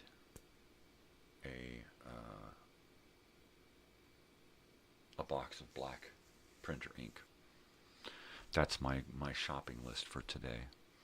So I got to go out and do paperwork again, try to get my insurance nailed down so that I know I can do this dental thing, among other things. And then get back here and start working on Halloween. I'll probably come home and take a nap, honestly. To be quite honest with you, I will probably come home and jump straight into bed, and then take a nap for a couple of hours. I have absolutely nothing planned this evening, which means something will happen. Right? So I'm going to do that. At some point, I need to get outside, put a top cap on that gate so that it feels good, looks good. And then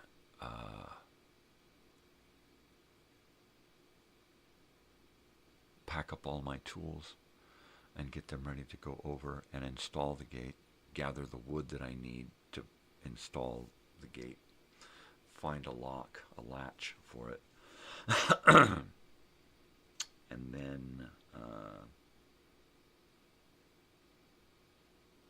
then that's it, right?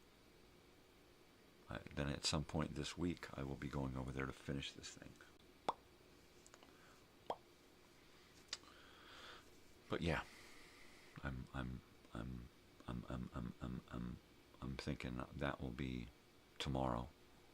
Today, I want to get something for Halloween produced. I got to do a video time machine, and I got to do some Halloween content. Everything else for this week is done. and uploaded and ready to go. It took me like 4 hours to upload that 20 gigabyte, 2.5 hour Grateful Dead video. But I did it. And it's there, and it premieres Thursday at 8. So I'm trying to come up with 2 hours of content for 5 o'clock Halloween. And I'm hoping that during my show I'll get a trick-or-treater, right? What I should do is I should put together a couple of hours of Halloween music and spooky sounds to be playing in the background while I'm doing my stuff.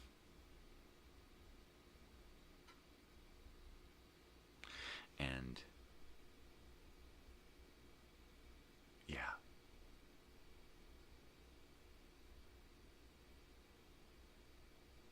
Totally cool. Maybe I'll aim my camera at my door, right? And then have my door open so you can see me going to do trick-or-treating. Of course, you won't be able to see any kids because they'd be too small anyway. But while I'm off camera, I can still have that sound going, and then I can have my mic off and have the sound blasting through my stereo via my phone, and have spooky stuff playing when kids show up at the door, right? I've got a cartoon that I want to try to upload and air. I've got some other weird stuff that I'd like to put together in a video.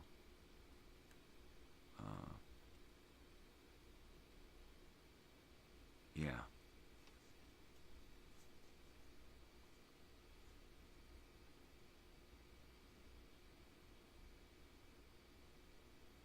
So we'll see.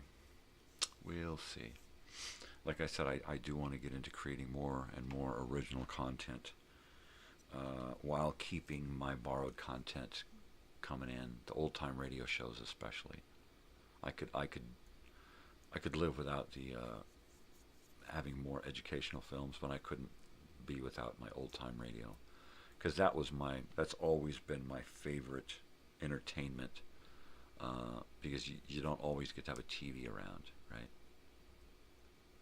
But it's real easy to have a radio around. Even if it's just a radio, you're going to hear some shows on there at some point. There'll be some old-time radio somewhere. Every place has old-time radio. Just tune AM and just start flipping around during prime time, and you're going to find somebody doing old-time radio. I swear. I swear. If you don't believe me, do it.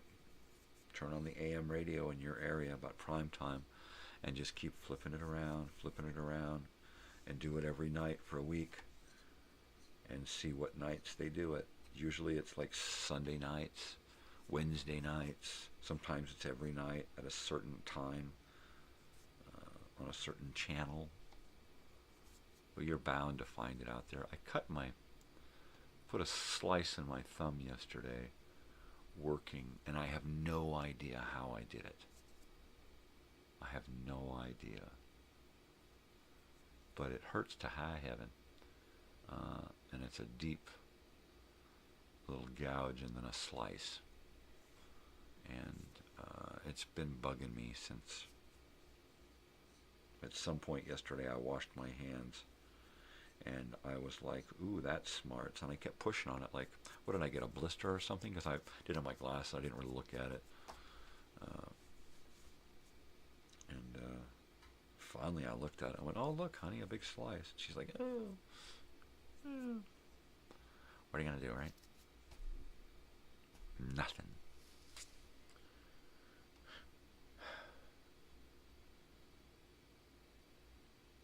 So it looks like I've just made this one list this week, and it looks like I keep doing pretty good, banging it away. Halloween, Video Time Machine, and the paperwork. So I've got my stack of paperwork here. I'm going to get done here and eat, watch a little TV while I'm sitting there fiddling with it all, making sure I got everything together, understand it all. And then I'll be taking it in and saying, what am I supposed to do? Do you have to give me something? And then I'll deal with it. I've got a telephone appointment on the 4th or the 6th or something. I've got it. Do I have it written down? I don't think I even wrote it down on the calendar. That sucks.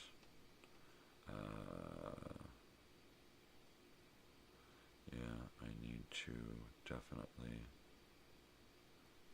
No, that's not what I want to do. I don't want this. I want this. Oi. Oi. Uh-huh. Here we go. Appointment the 6th at 11. There we go. Let me go ahead and put it down in this calendar here. The 6th at 11. 11 a.m. Appointment.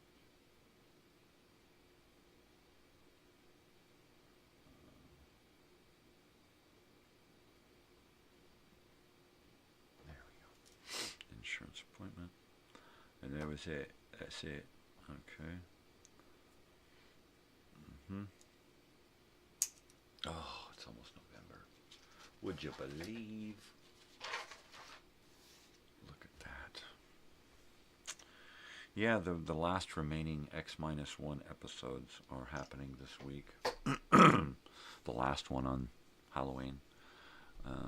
The first Dimension X episode airs on Friday at 8 a.m. right after my show.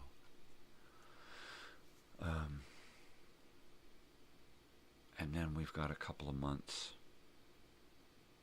right? We've got a few months of Dimension X before we move on to something else. And I think we might get into a British science fiction anthology series for a little while. But you never know. You never know.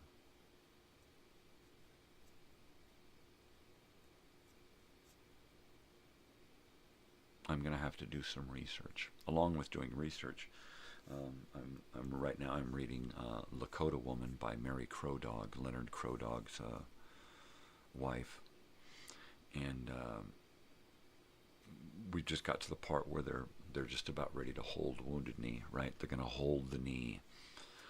So I'm really anxious to get into that and finish that book.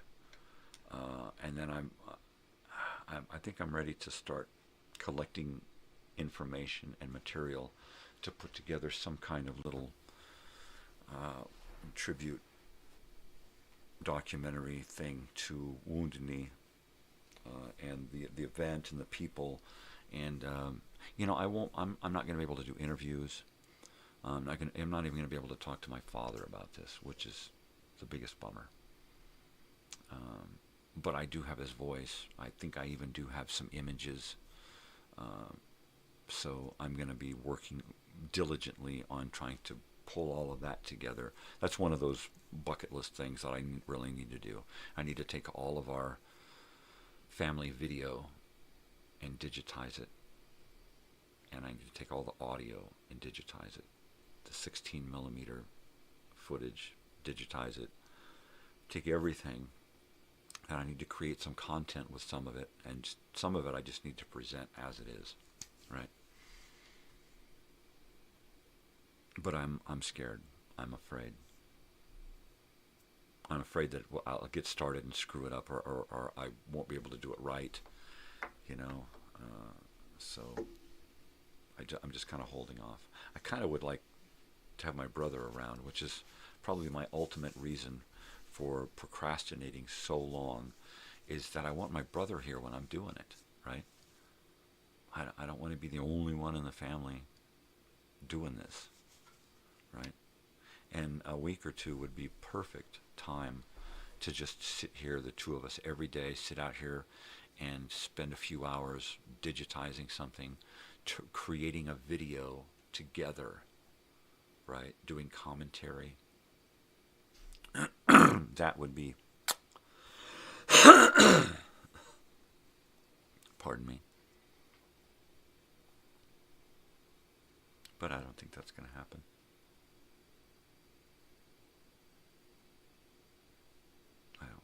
I don't think that's going to happen. So I'll just have to hold the knee myself.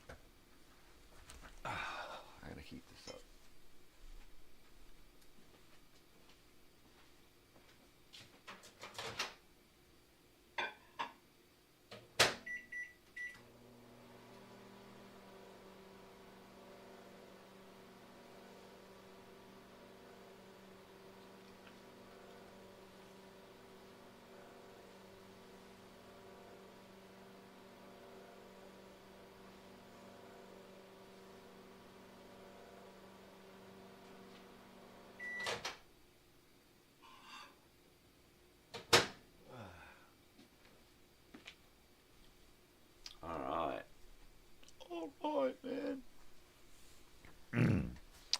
So, I had a dinner idea. Homemade French fries and turkey sloppy joes, right? Because we can get that ground turkey stuff, which is gotta be better than the ground beef, right? Everybody's like, no more ground beef, man. We had it twice. Yeah, it's enough. So, I'm thinking, all right, sloppy joes, man. Big old giant buns. Sloppy. A lot of shredded cheddar cheese, right? And homemade French fries on the side.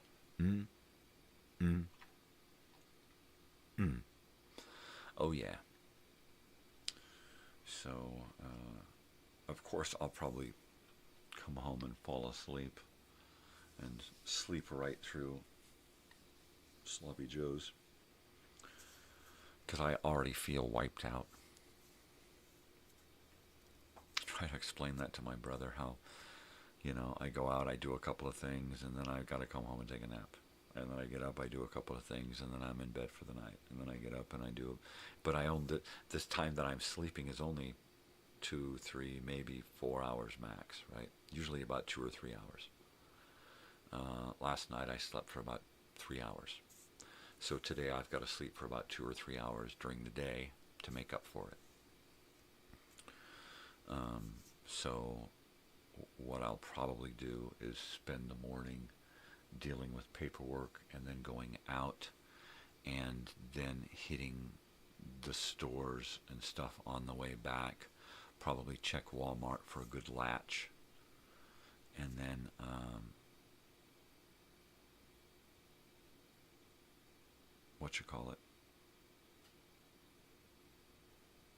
get my list of things that I need.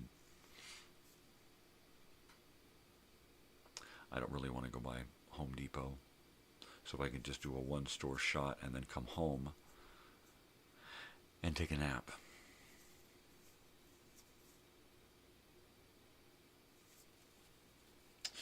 And then get up and have Sloppy Joe, slap Sloppy Joe, Sloppy Joe, slap Sloppy Joe.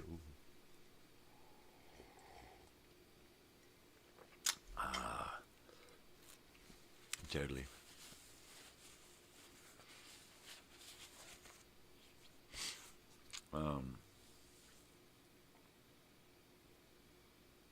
I just had a rush of meals pop through my head that are going to be good to do without teeth, right?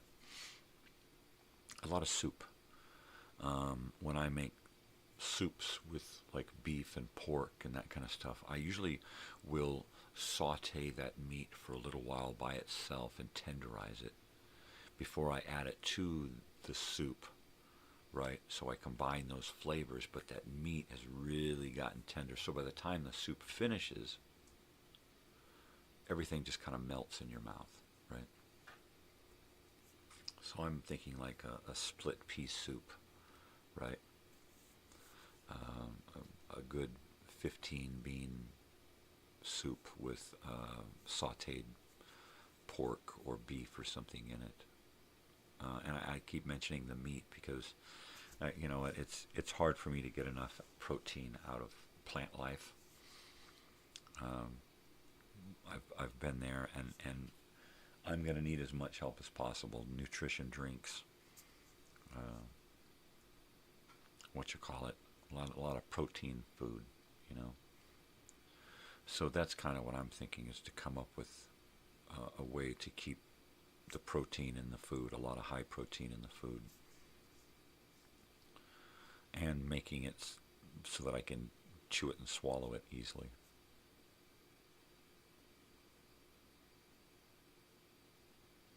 And I don't want to, I want to do more mashing with my tongue than chewing, because I don't want to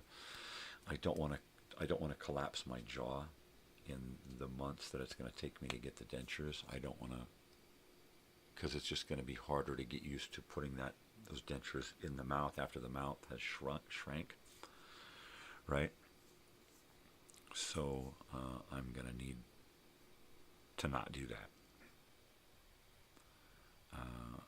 And once again, we'll be investigating the whole partial permanent thing, the feasibility of getting stuff early as soon as possible, you know. Who do I gotta pay a little extra to get these fucking things quicker? That kind of shit, because, you know, it needs to be a rush fucking job. I can't go 6 fucking months. I'll die in 2.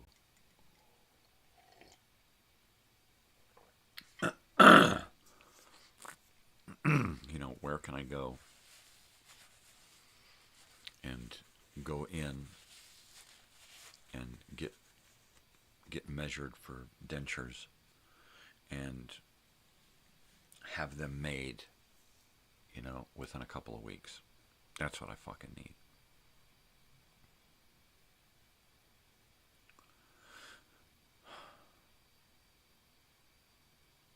And then they're like glasses, man. If I need to go in and have them adjusted, or even fucking get new ones made that fit better after a while, so fucking be it, you know. I don't expect to be around forever. So it's not like I'm setting something up for it to be like ultra permanent. I mean, look at me. I look like the crypt keeper. So, yeah, I just need to have, you know, dentures as quick as possible so that I don't shrivel up. I don't lose too much time, because I ain't got much time left. I don't want to lose all of it. You know, I just as soon keep the screwed up teeth that I have until I don't need them anymore. I don't know. I'm more scared of this reunion than I am of dealing with getting dentures, really. You know, because it involves socializing. I'm not real good at that. You know, so I need to be able to talk to a couple of key players and ask for their help, and not get the shine, because that'll just turn me off, and I'll be like, all right, well, I'm in it on my own, and then I'll just do that, and I'll just toe the fucking line myself. And that's not right. My brother's correct. That's not right. I need help. So if I can get him to go after help, you know, because I can post stuff until I'm blue in the face, but if nobody really, then what's the point? You know, do they not want to go? Do they not care? Do they not get it? Is there nothing they can do? Do they think there's nothing they can do? I don't know.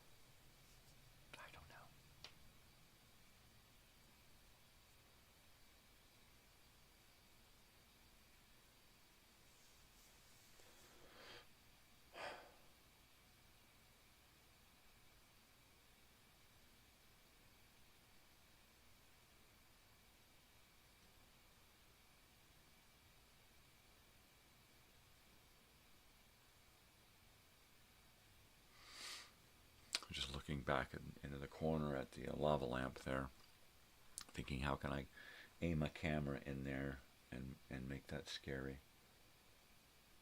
I thought pull a couple of those items out, pictures out, and put a nice picture of a skull, right there next to the lava lamp. Turn all the other lights off, so it's just the light of the lava lamp lighting the skull. That might be interesting. I'll have to look into something like that. Halloween broadcast, War of the Worlds, right? Can I get away with doing War of the Worlds live? Maybe.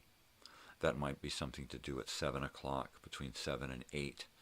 Do War of the Worlds. And then at 8 o'clock, the Grateful Dead. Their stuff is always great on holidays. They always did great holiday shows. You know, Halloween and New Year's, especially. But yeah, man. Like, for sure.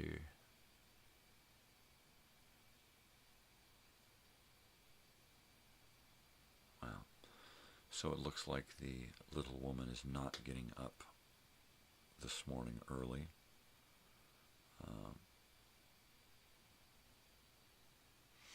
I should probably look for a battery charger at Harbor Freight while I'm out, because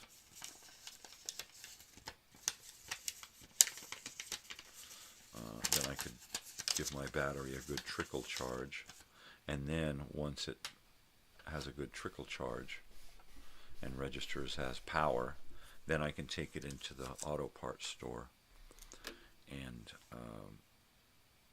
get a big solid charge on it, right? Make sure that it's good. Because that happened the last time. We took a battery in and they said, no, this battery's crap, man, get a new one. And so we brought it home. We put water in it, distilled water, and then put a battery charger on it that we borrowed. Let it charge overnight. Then took it into them, and they said, "Oh, this battery's good, man." And they put it on the thing, hooked it up, gave it a jolt charge, brought it home, and it was fine. Right? Of course, it won't work in the car because there's something wrong with the car. So there you go. There you have it. So let's do battery charger. Battery charger. Paperwork.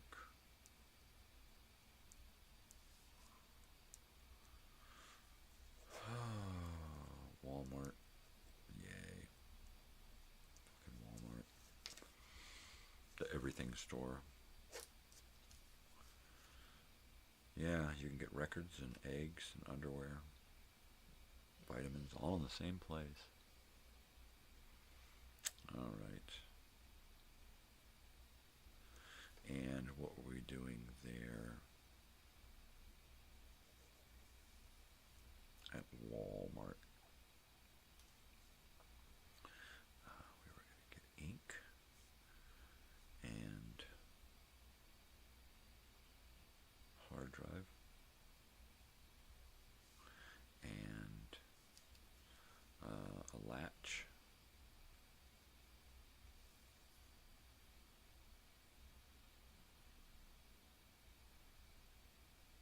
And there was something else. See if we can get some Halloween stuff. Little bag of candy. Little bucket. And then I'll try to make some Halloween doodads around here. There was something else. Ink and a hard drive. A third item that I needed. I hate it when that happens. I'll do a bong hit. That'll help.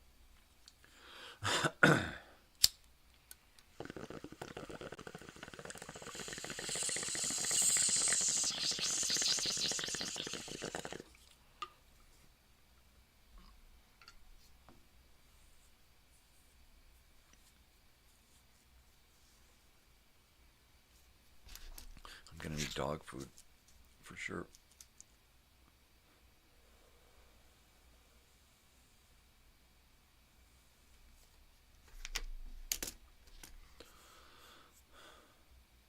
There you go.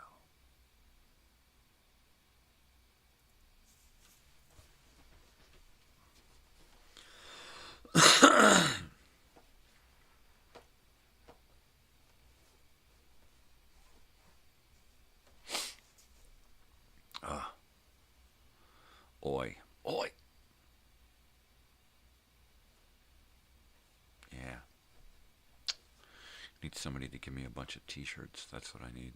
Give me a bunch of blank t-shirts. All one color, various colors, various sizes, don't matter. Just give me blank t-shirts. That's what I need. Hundreds and hundreds of blank t-shirts.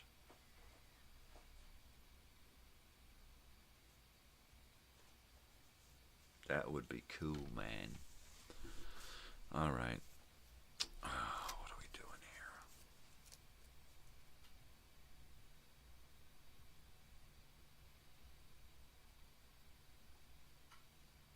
here? Oh, that's what else it was. It was in USB hub.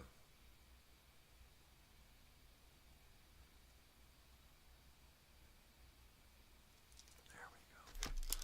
All right.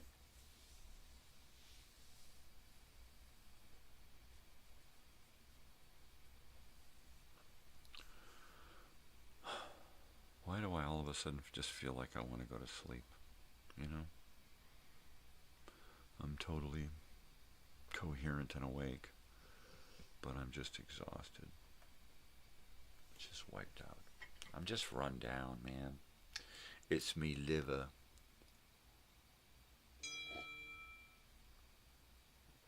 Oh, Lord. What is it this time?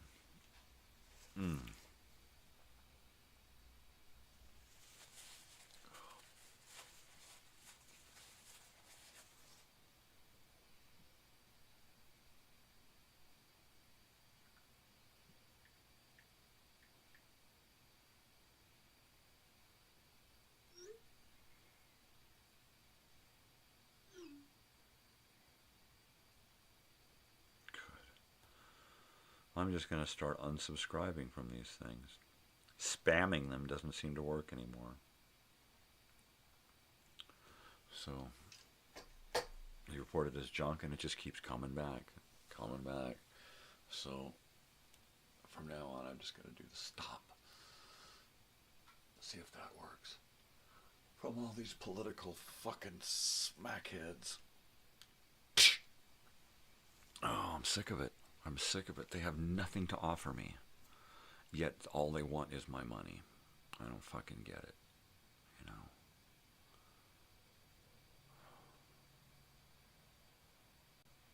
No. I gotta fucking work my fucking ass to the bone, you know? I gotta kill myself to fucking earn money. I'm not gonna give it away to some fucking sleazeball who just wants to stuff it in their pocket because they know they're gonna lose. So they need to fill their pockets while they can. Fuck that.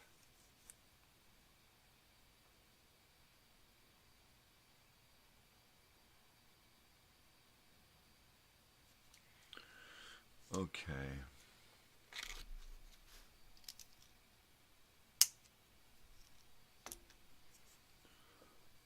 Halloween.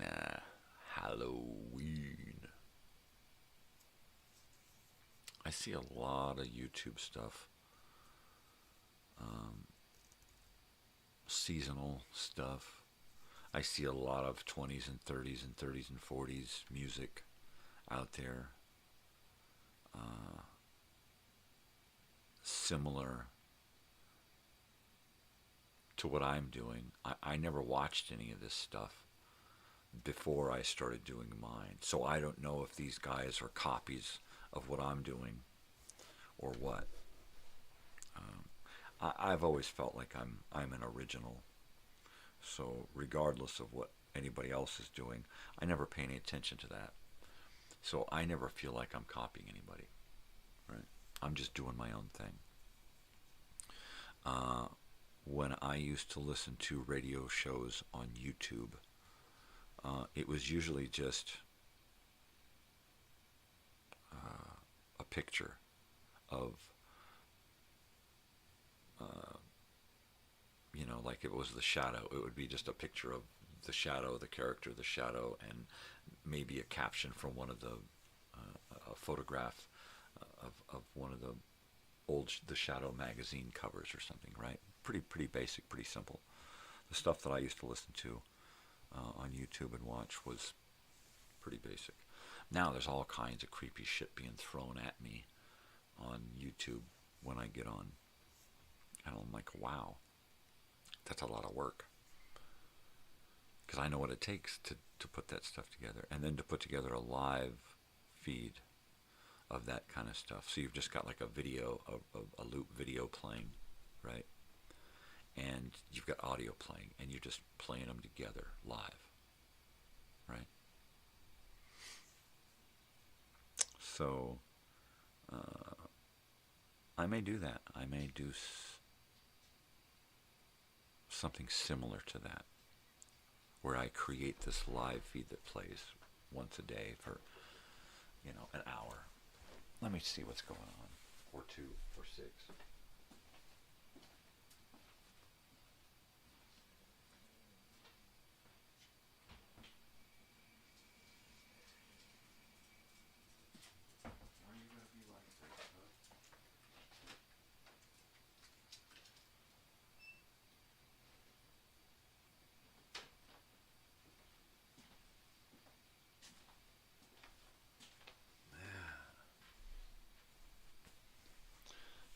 Sam, and he's like, I gotta go back with Mom now.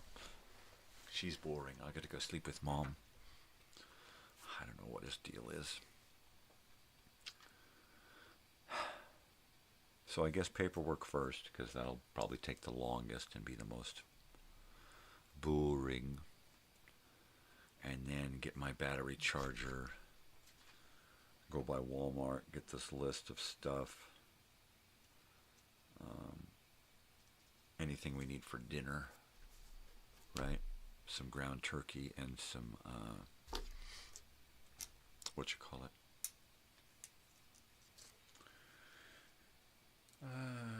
yeah, Sloppy Joe mix.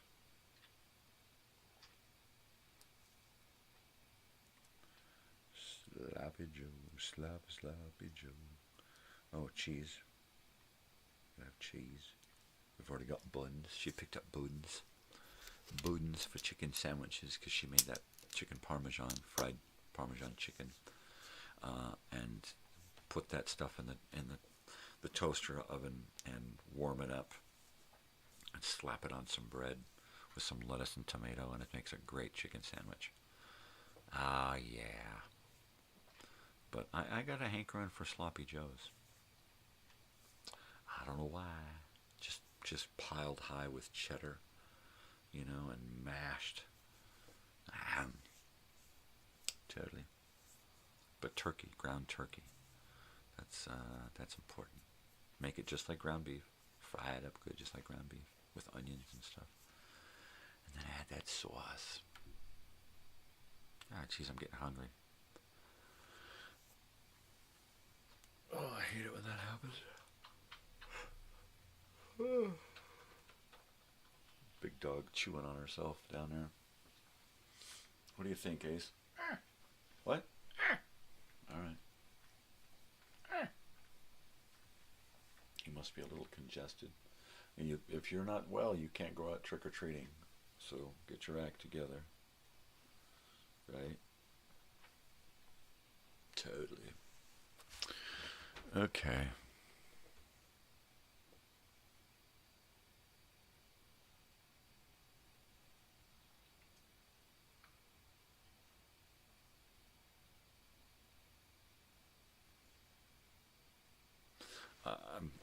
I'm just reflecting on the idea of doing some silent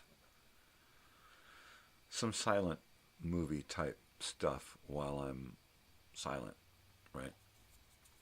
Me working here in this room, or kind of in this room, right? And involving a bunch of different stuff. Like, I was thinking 8-track day, doing 8 tracks. I'm going to have so many 8 tracks stacked up.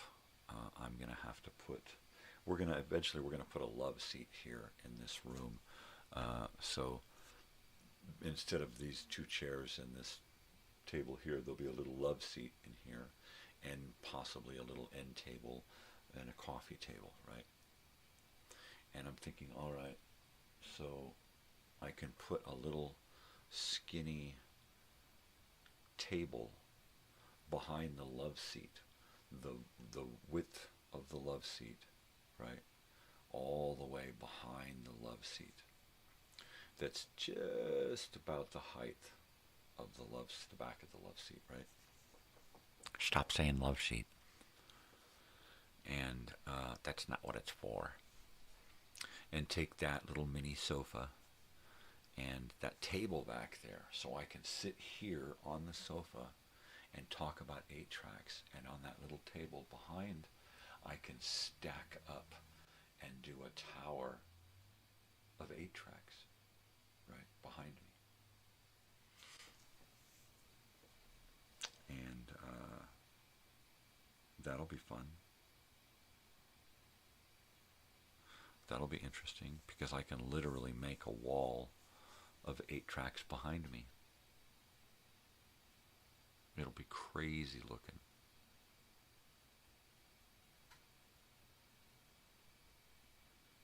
I don't have to do that with records, because the records are everywhere. But to all of a sudden have a wall of 8-track tapes, cartridges behind me, that'd be cool. And then on the coffee table in front of me, have cases of 8 tracks in boxes, right?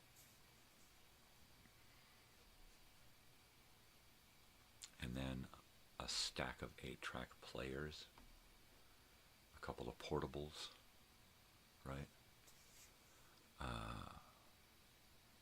And then just sit and talk 8 tracks. And then I'll just do some research, find out how they work, what makes them tick, how long they've been around, how they evolved, and talk about different styles of 8 tracks.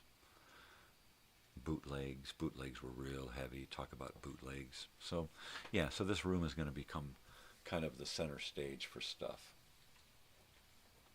and I want to, keep it real, make it feel more like a talk show, right? So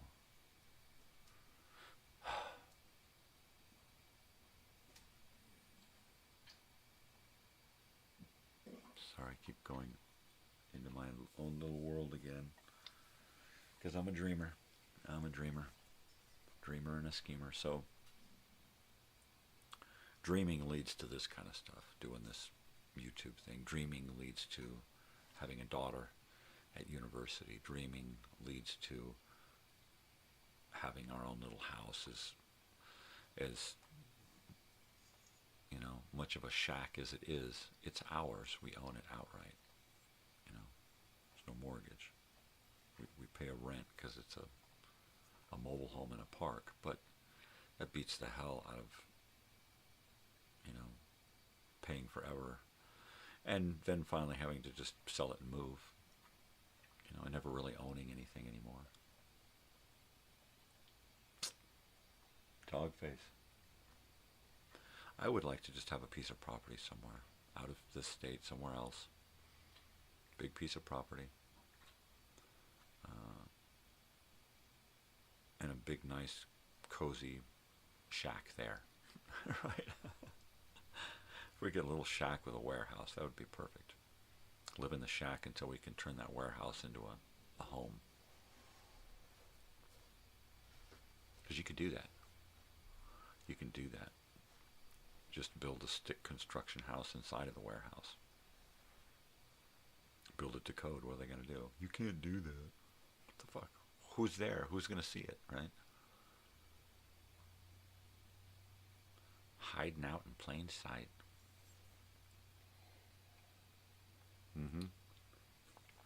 Cold coffee. I'm going to warm it up. Don't nobody go nowhere. I'm just getting more coffee. That's all I'm doing. Because if you leave, I'll come looking for you. All right, be right back. Say hi or something. Sure. Yeah, that's your...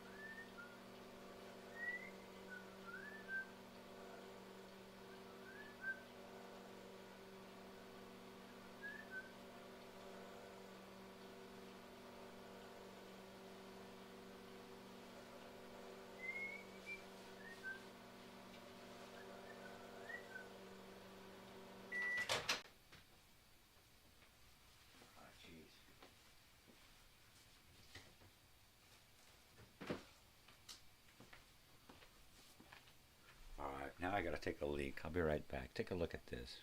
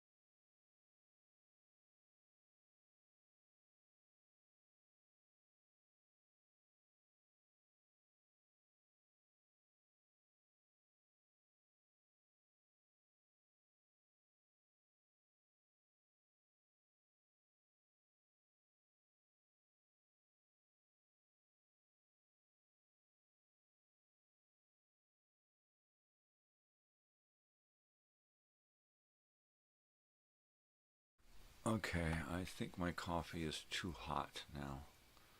Damn it. I put more coffee and creamer in it and decided to heat it up, and it got too hot, so now I gotta let it cool down or I'll burn my face. I don't want to burn my face.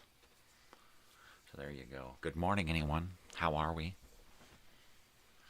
I'm in a vegetative state. I gotta shake out the cobwebs and get up and do a few things this morning. Hopefully I can get them done by noon and get home and get some kind of lunch in me and take a nap so that I can get up this evening and do the work on Halloween and the video time machine and stuff. I'm gonna do the nighttime nonsense and nostalgia show Friday that I couldn't do last week because of technical difficulties. So I'm going to do that this week on Friday, and wrap up that series season. And of course this week we're going to do Video Time Machine on Halloween, and then we're going to probably continue that series for a while, as long as I can keep coming up with kooky ideas. And then I was just contemplating doing some kind of live broadcast where I just have a video playing and music in the background, and it'll be kind of like an ambiance thing, you know, an hour of old time music and old-time video, and take some, maybe take some footage of different cities and stuff back then, and create some kind of a video montage of travel log from around the world, and then just add a bunch of music to it, and pull pieces out of old movies and stuff and kind of pop them in there. But just have music with video in the background, or video with music in the background. Whatever. My coffee's hot. Hot, jeez, it's hot.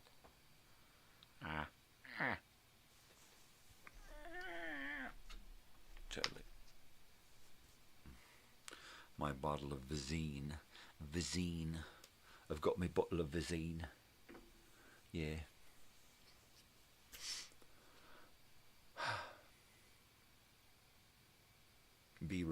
Reboot. That's what I need to reboot and come up with some kind of new show stuff. And I think out buying records and stuff is going to be me sitting here in this room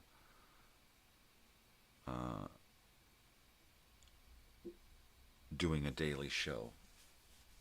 And out buying records and stuff is going to be a daily thing, and it's going to be me. It's going to be a portion of my daytime show, right? So I'll do my morning show for an hour. This will just be an hour, and then I'll go into the whatever the theme is for that day, Monday Movie Memories, and we'll talk about movies. And then I'll do an out buying records and stuff portion of that show, where we'll be talking about things having to do with that. Okay, let's talk about videotapes. I'll have a wall of videotapes behind me on that day, and we'll have a few movies and stuff that we want to talk about. Music day, I'll have a wall of 8 tracks behind me, and we'll talk about 8 tracks. Or I'll have a stack of records in front of me, we'll be talking about records. So, there's that. And what I'll do is I'll just set up so that I can do the first part of my daytime show, go to a commercial break, show some kind of commercial break video, public service announcement thing, reunion stuff, and then set up while that's on for my theme, out buying records and stuff. Do my theme, do the whole, production on this is what we're going to talk about today, and all of that. And then just every week they'll give me, something to research. I was telling my brother that my most favorite part about all of this reunion stuff is the planning and charts and graphs and, all of that. But it gets rough when I'm the only one trying to come up with things, trying to think of these things and then trying to implement these things, So let's see if this is cool. I need to get others kind of involved and thinking about it all the time. That's perfect. As you can hear, the trash men are there.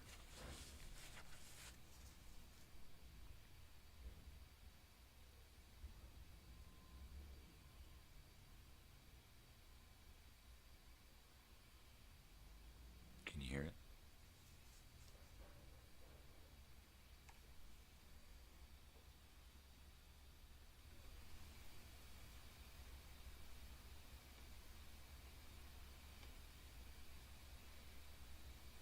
I love sounds.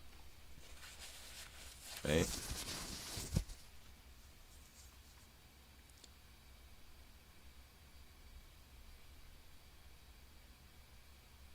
Sounds like he had to get out and do something and he's mad.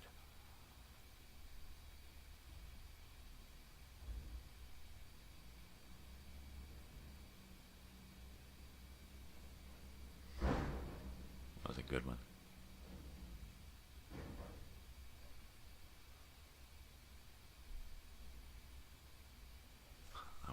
with you.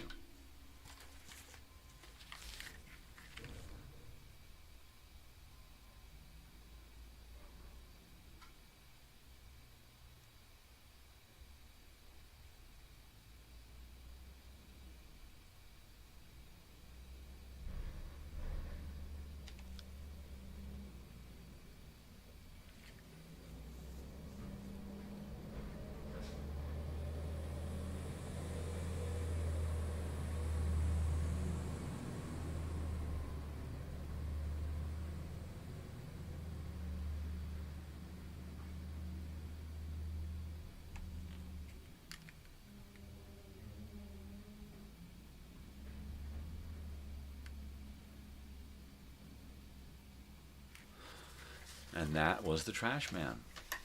I just love it. Live from my living room, Elsinore Brothers Studios presents. Where did he go, George?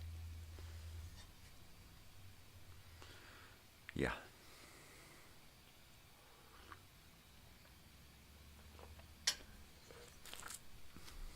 So, yeah, the whole production and of my shows live is going to take on some new elements. I need to come up with a detailed description of each show, and then a detailed description of each episode, so that every day it's something different, which means every weekend I have to create all of these elements and get them ready to upload and implement every day. Totally.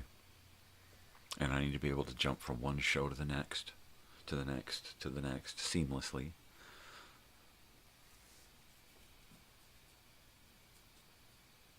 And do I do a broadcasting day? Right? Here's the broadcast day live. From this show, and this show, and this show, and this show with these other elements tied in. And here's a 6-hour deal. And how do I do that live? Implement all of those elements and stuff, right? Just like a real TV station, only a one-man deal. Once again, I keep taking on these jobs that require more than one person. It's like when I was doing handyman stuff. I would always do these jobs where I would have to figure out how to do things that are normally a two-person job. You know, how do I get this to stay here while I'm doing this to it? When normally it's another person helping out, you know. Yeah.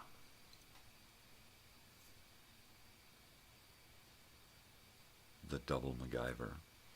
I get tired of it, you know. I know how to avoid needing an extra person on a job. Just stop doing those fucking jobs, right? Just stop it. Stop it. Oy.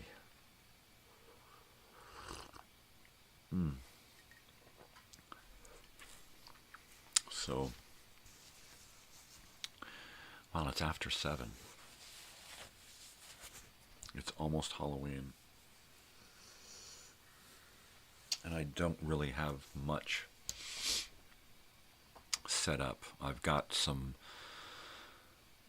a few video elements, a few like little short things that I can use, some commercials, some trailers.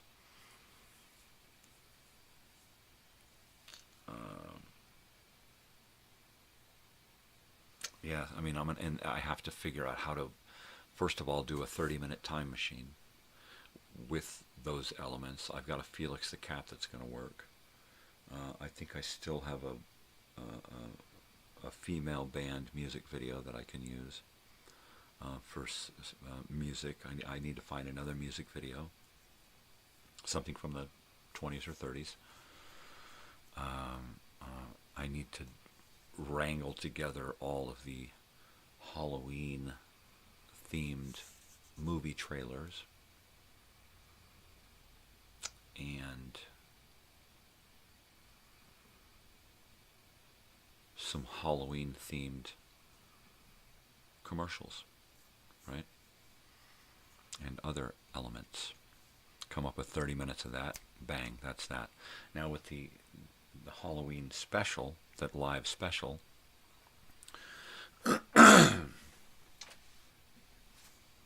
it's going to take about, I'll probably read through it once aloud, but it's going to take, I don't know, half an hour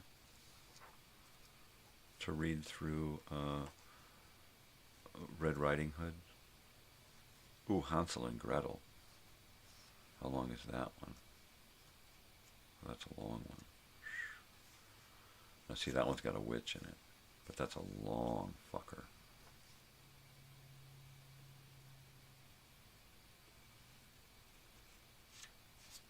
Okay.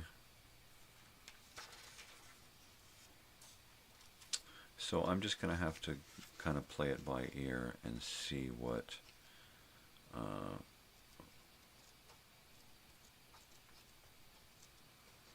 I can come up with.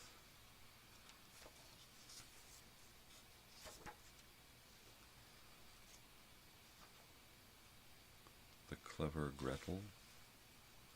The clever Gretel, yeah. That's what I'm saying.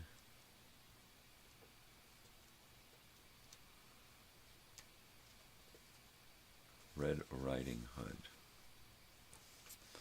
So I think that one's kind of appropriate.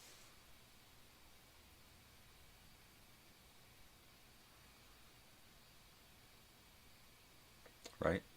I mean, the wolf wears a disguise, a costume. She's got a bag of goodies, treats, right? Yeah, I'll buy that for $1. All right, let me grab a card here for a, what you call it? A hoop nanny. A hoop.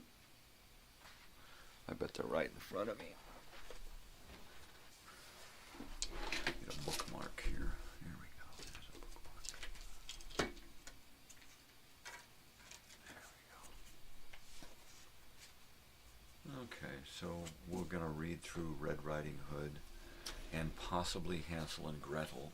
If I can get through Red Riding Hood pretty quick, then I might just do Hansel and Gretel instead.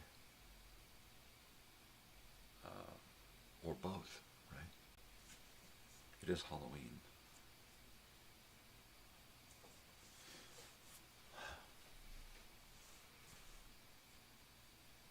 I still have to find my costume. Right? Which is just a pair of Eeyore ears, but it's what I got, if I can find them. I think they got to be in my room. Right, where else do you keep a costume? In the bedroom. Right, Ace? The holiday chicken? Totally. Boy, my voice is just out of it today.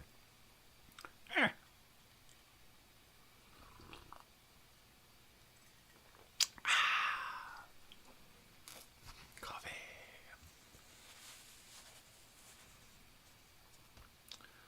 Coffee.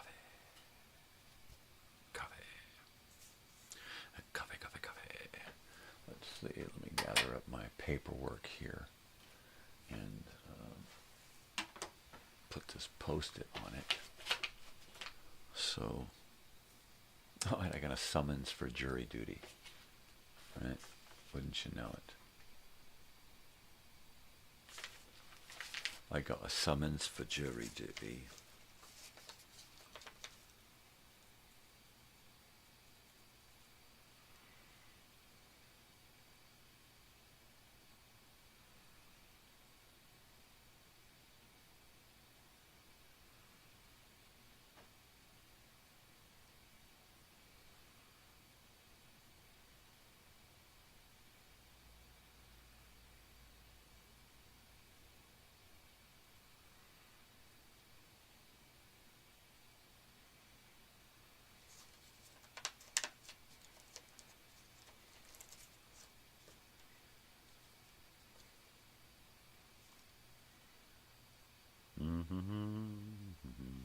was reading through the summons, jury summons thing here.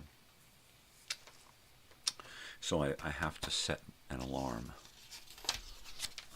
to go off the day before so that I can call and find out if I need to come. I also need to go online and see if I can postpone it until after I get my dentures.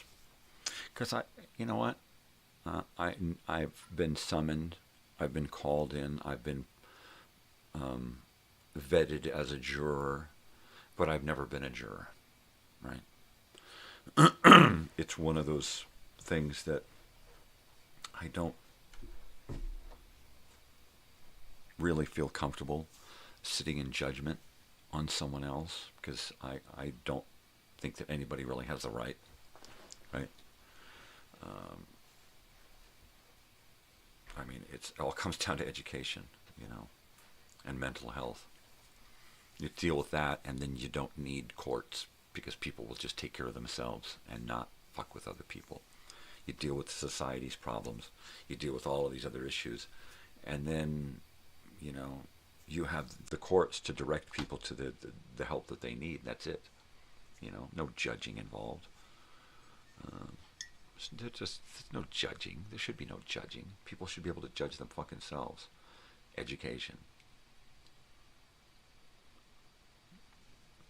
Mental health. Right? Right. This guy's a kook. What do you mean no judges? There would be no lawyer. Oh wait, no lawyers. Oh yeah, yay. Yay, this guy. You see? But, yeah, so I got to do this. I actually want to do the whole process at some point, and, you know, better late than never.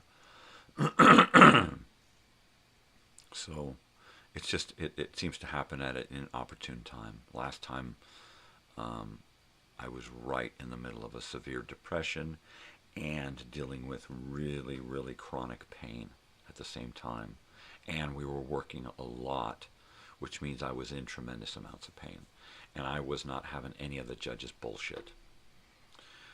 Because they pull that high and mighty, this is my court, you're going to do what I say. And so he dragged me along, you know, longer than he needed to.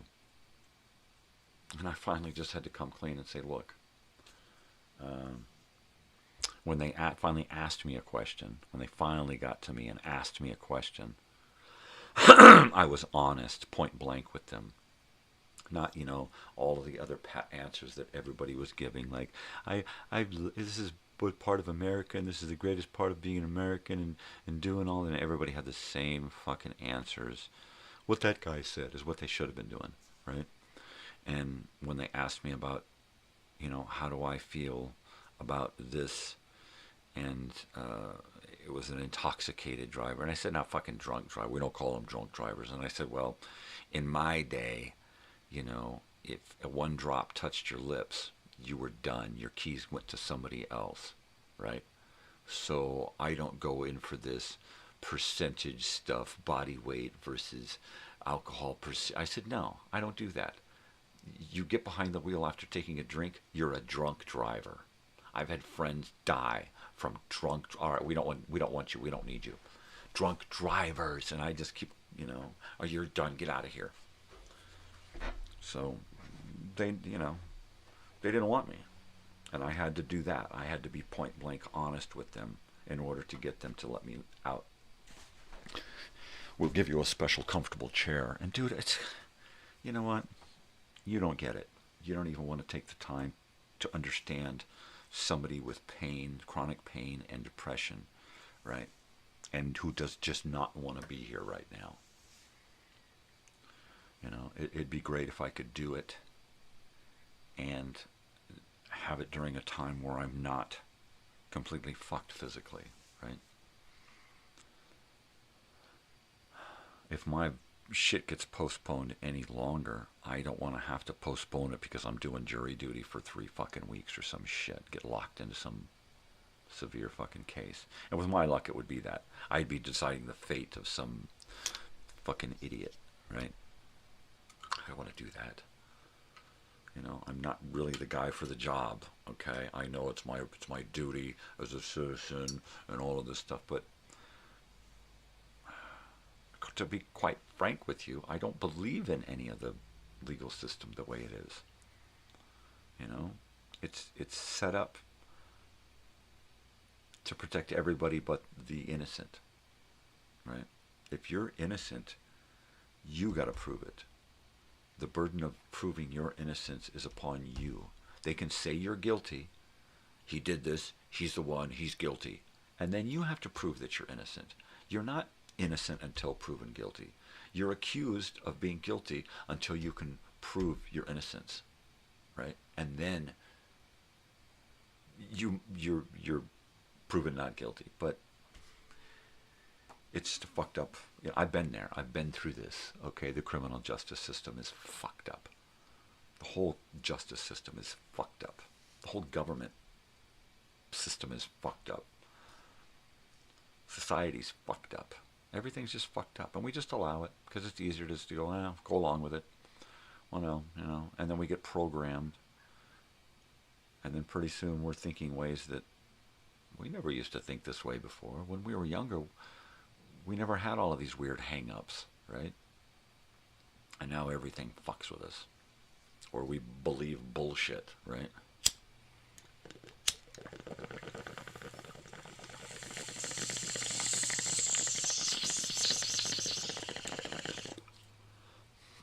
Yeah, I totally feel like it's time to get that van working.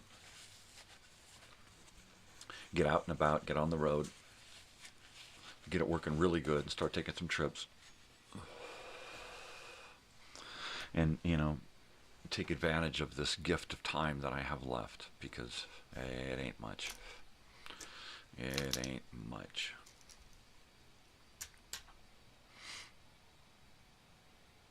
Yeah. So,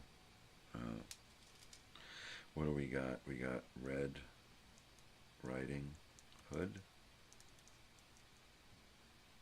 And what was the other one? Somebody, anybody?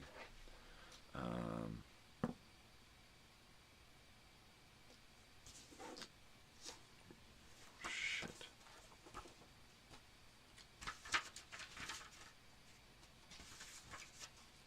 Grimm's Fairy Tales. Red Riding Hood.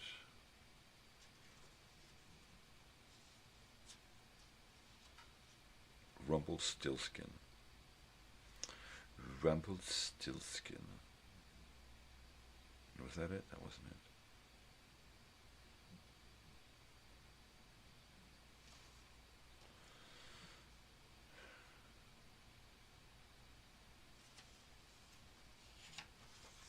Maybe it was.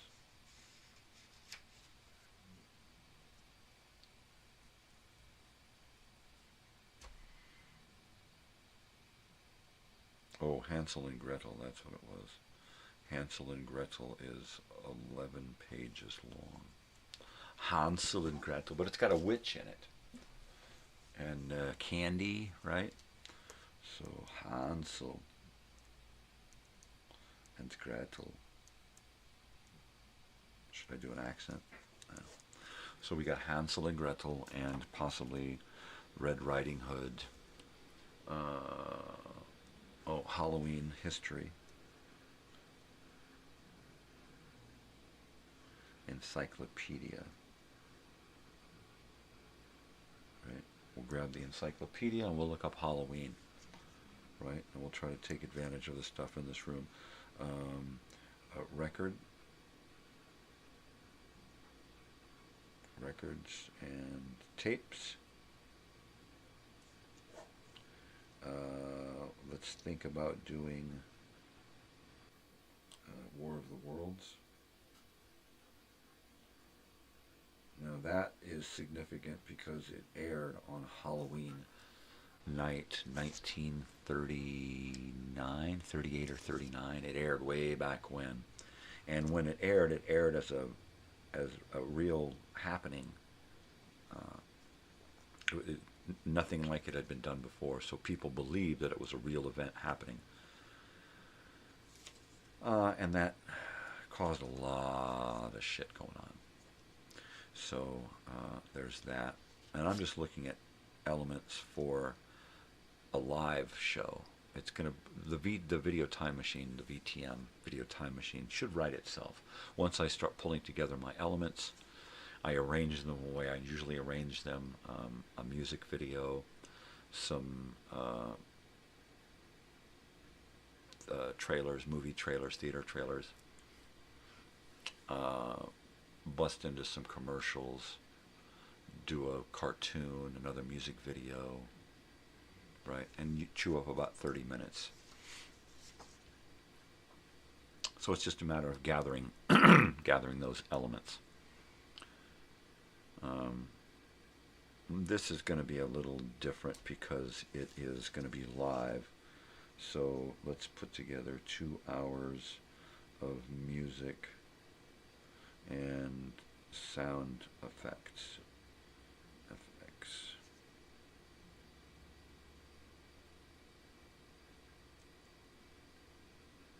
Sound effects. Okay. And maybe even some images.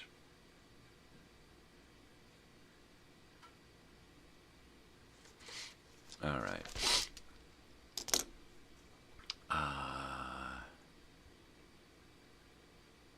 Let's do a trick or treat thing where you get a trick or a treat.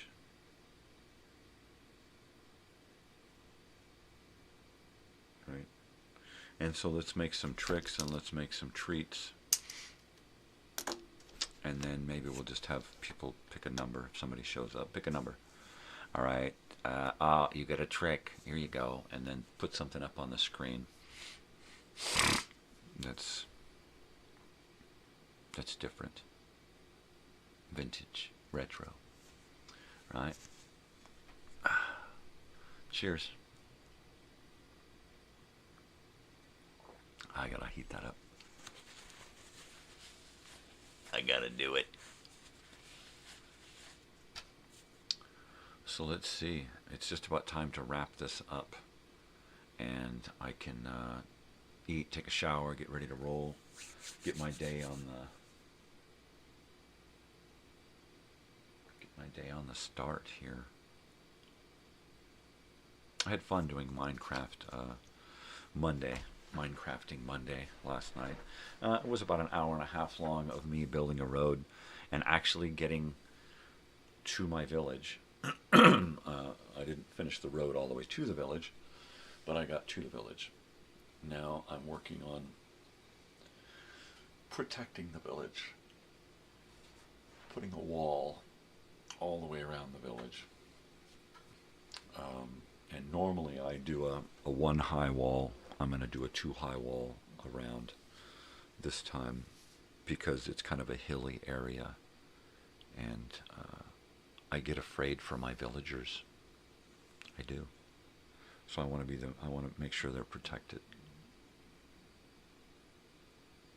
and make sure somebody can't just jump in off of a hill over a fence. Right? But I can't really get into that this week. Looks like I'm going to only be playing Minecraft live. So wherever we leave off is where we're coming back to at this point. I keep coming back to my house late and wind up with monsters everywhere.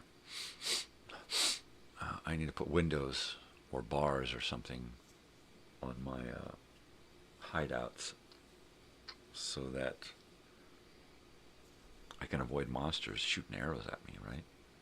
Jeez Louise.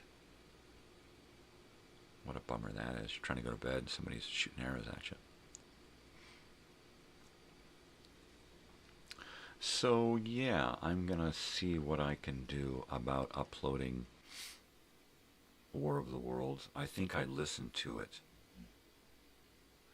here on the show one morning.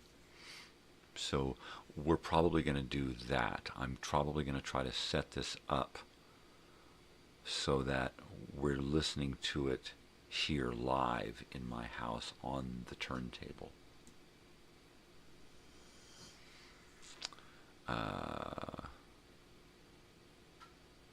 Yeah. Just mic'd the room. So, and then I have some Halloween stuff I want to try to listen to. What I'm going to do is I'm going to try to find it digitally and then upload it to YouTube and see if I get a pass. If not, if I can't find it that way, then I'll try to I'll record it here in the room live, just like I'm going to do, and then upload that and see if I get a pass there. Let me go ahead and heat this coffee up.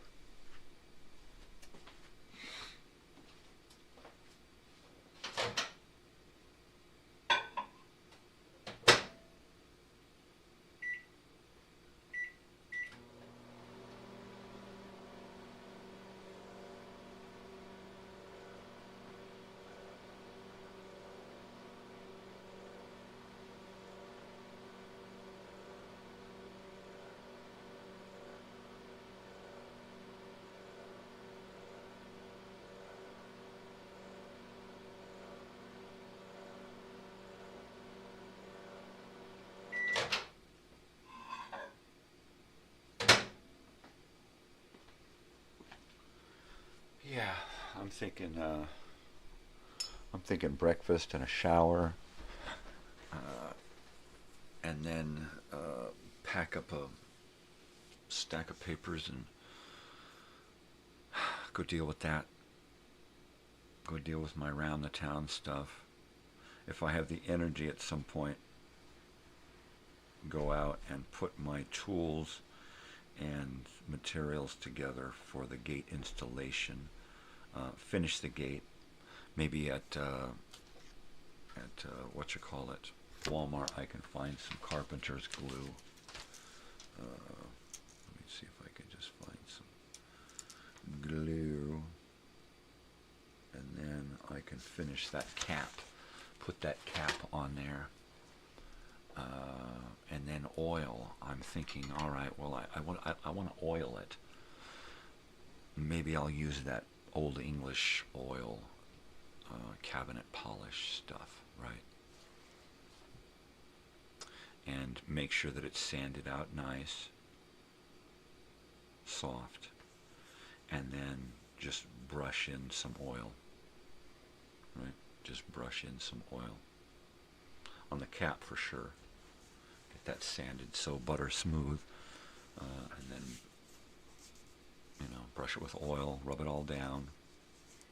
I think that's going to be better than trying to seal it. I think sealing it is going to make it drier and easier to crack, and it's going to flake, the dog's scratching on it and stuff.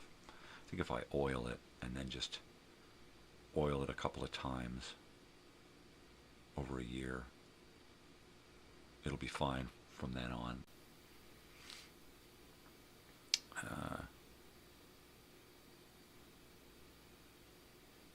Trying to think about hinges, attaching hinges. Do I want to use screws? Do I want to run little skinny nuts and bolts all the way through the door? How do I want to do this?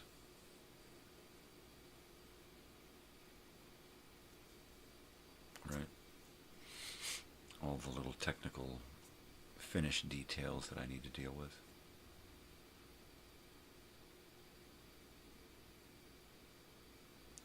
Fun on a bun. I'm really happy with the gate. I'm really proud of the way it looks. The whole look of it on both sides are identical. Yeah. Really very cool. It should hang nicely, provided I can find a sturdy enough place to mount it, right? Because that is going to be, I can't just mount it to drywall. Even the board that I have to mount to attach hinges to, that has to be in a very, very strong place. Or it just doesn't work, or the whole thing just is done. So I believe when I was there, I checked the drywall, and I think that in a corner where the gate is going to be up against the door frame, and it's a custom door frame, custom doorway thing, and so I don't want to attach it to the custom door frame, because that would screw up the custom door frame. So I have to figure out a way to attach it to the wall in front of the custom door frame.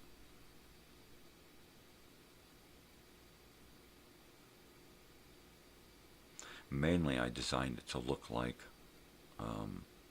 a barnyard gate, right? A rustic barn gate type thing. Like if you were going to have a barn door that's like, that opens like one and then both, you know, it's like the farm door. It would be like the bottom one. And I proposed the idea of doing a split door there, just enclosing the whole area with one big gate, barn door, and then having it split, having the top open, the bottom. And that seemed like it was unnecessary for that area. We needed something tall to keep the dogs back, but something to stay open on top to let the air go through. So eventually we may move this gate to another hall and then build another one for this side and allow the dogs to the front door, which is what I told her. You should have two gates and allow the dogs to the front door so that they are the first thing that people get to when they try to come in that door. She's like, that's not a bad idea. You got to have your security system right there where you need them. You know, they knock at that door, and while they're knocking at that door and the dogs are freaking out, you can walk around to another door or window and stick your head out and see what's going on, see who it is, right? Aha, aha, right? Gosh.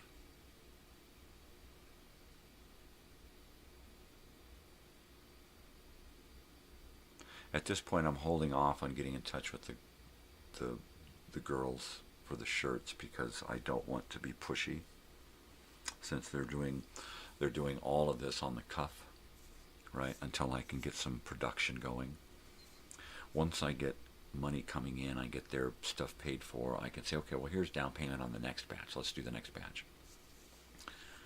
And hopefully I can say, look, here's somebody gave me a bunch of shirts. Let's print these. And try to cut down on some costs, you know. Because I really need the first big purchase is fine. I'm helping out the store. I'm getting what I need done. But once I start coming in with wads of cash to get shit done, I need to get some deals so that I can be, you know, so that I can really make some donation money on this.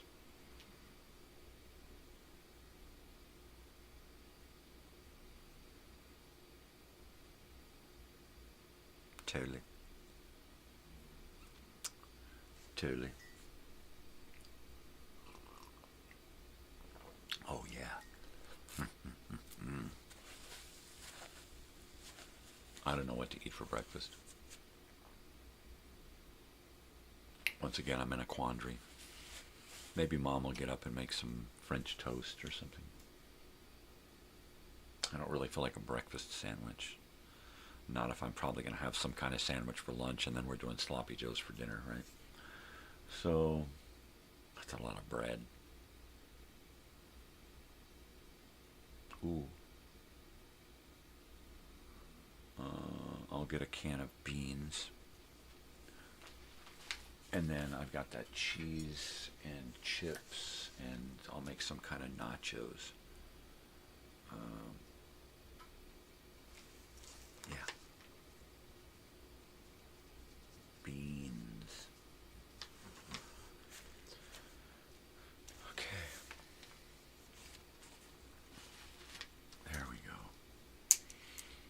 Jury duty. Oy.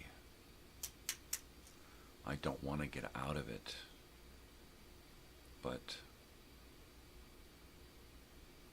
I don't want to go there without teeth, and I don't want to postpone. I don't want to start doing it and then have to postpone my dental stuff. I mean, it's just like, ugh. I don't mind driving somewhere, taking somebody someplace. I don't mind going and doing my menial little job, cleaning houses. There's nobody ever there. I can do that by myself, me and the wife. But I don't want to have to do that other bullshit in the world until I'm ready for it, period. And if that means, getting out of fucking jury duty again when I don't really want to, how do you explain that to them, right? I want to do it, but I can't.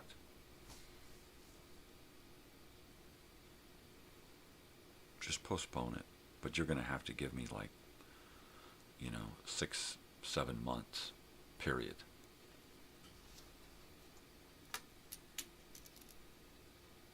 And then that's going to put me right in the middle of reunion shit. Fuck. Well, I guess I'll get postponed 3 months. Figuring I'll get my quick dentures in two months or something. Fuck, I don't know. I just don't know.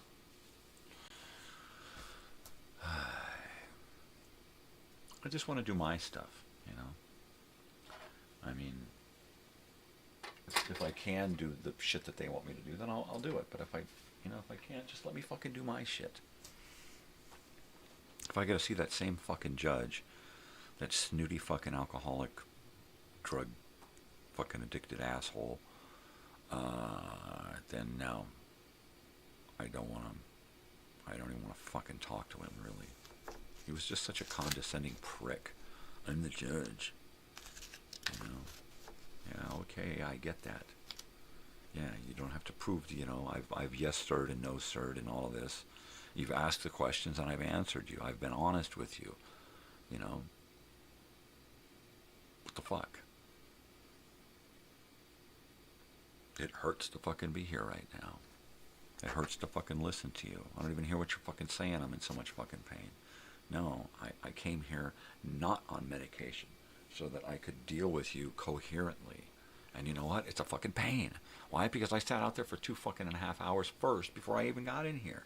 Because you got to get there early and sign up and do all of this. It's like, fuck. I'm already at my limit before I even got in here. I mean, it's been 3 hours on my show and my pain is I'm at that limit now.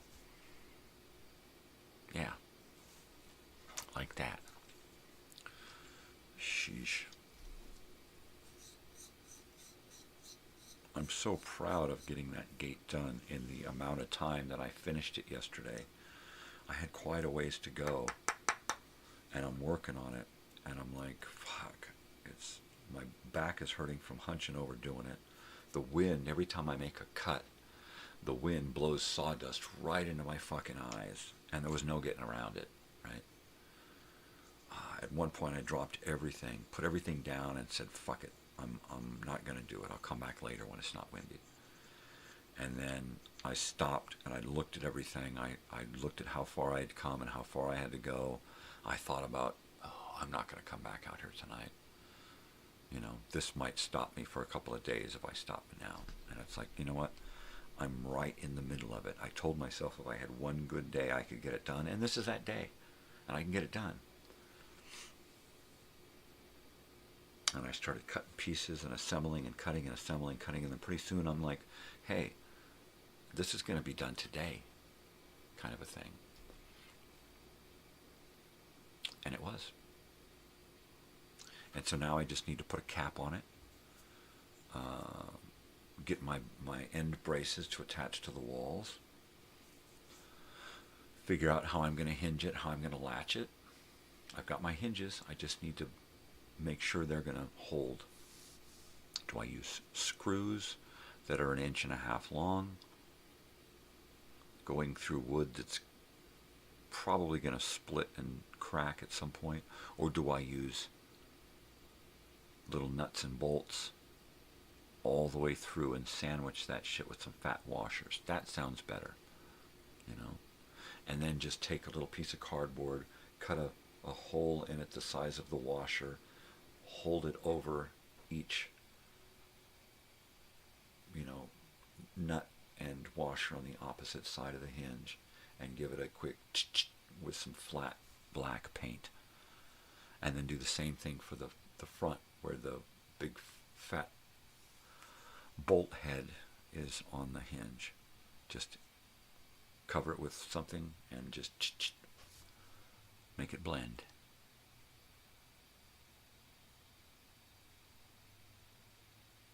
Cheaper than getting black screws, right? Everybody's got black spray paint around. I'm sure I got a couple of cans lying around from the last 20 times I went right? Oh man. It's just about time to bogey on out of here. Had enough bong hits. I think I'll just hit this thing.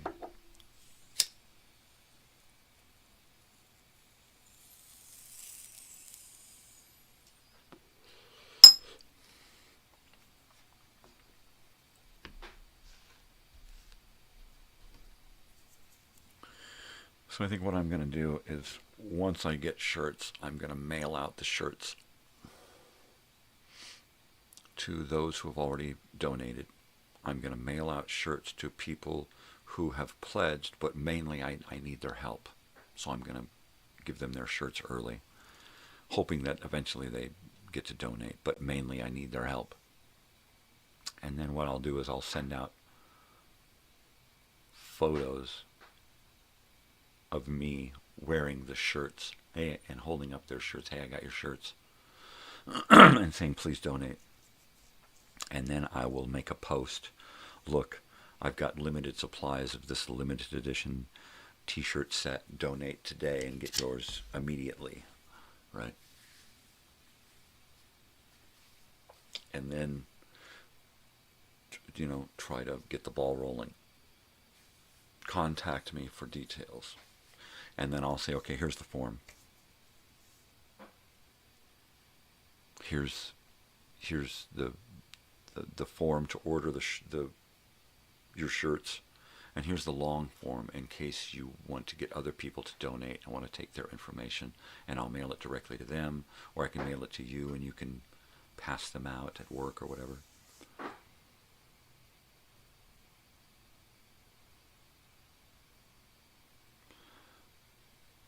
That loud noise, believe it or not, is my refrigerator. It is possessed. It likes to make all kinds of weird noises. Well, crap. It is about the end of the day, end of the morning, beginning of the day. I got to get my act together here. Ah, yeah, baby. Oh, that's good stuff. So that's what this sounds like. I have got a list of things to work on for Halloween. I've got a list of things to do while I'm out today. I'm still banging out this little list of stuff for the week. Halloween, video time machine, paperwork. Still got to get things ready for earthquakes, right? So I need to do a couple of things. So I will not see you again until tomorrow morning, because we got nothing going on tonight, right? We got nothing. So I bid you a fond farewell until, mañana. Until then, you know, I just want to remind you all that, let me give a quick, there we go. I just want to remind you all to, let me rewind that. You know, be nice, be kind, spread peace and love. Geez, not bullshit. You know, do something for yourself out there, but do something for somebody else too. We're not alone, all right? All right, people, most especially stay weird, because if you ain't weird, ain't nobody gonna do it for you. This has been Mornings with Crazy Old Weird Bearded Guy. You all take care. Love you. Adios. Talk to you tomorrow.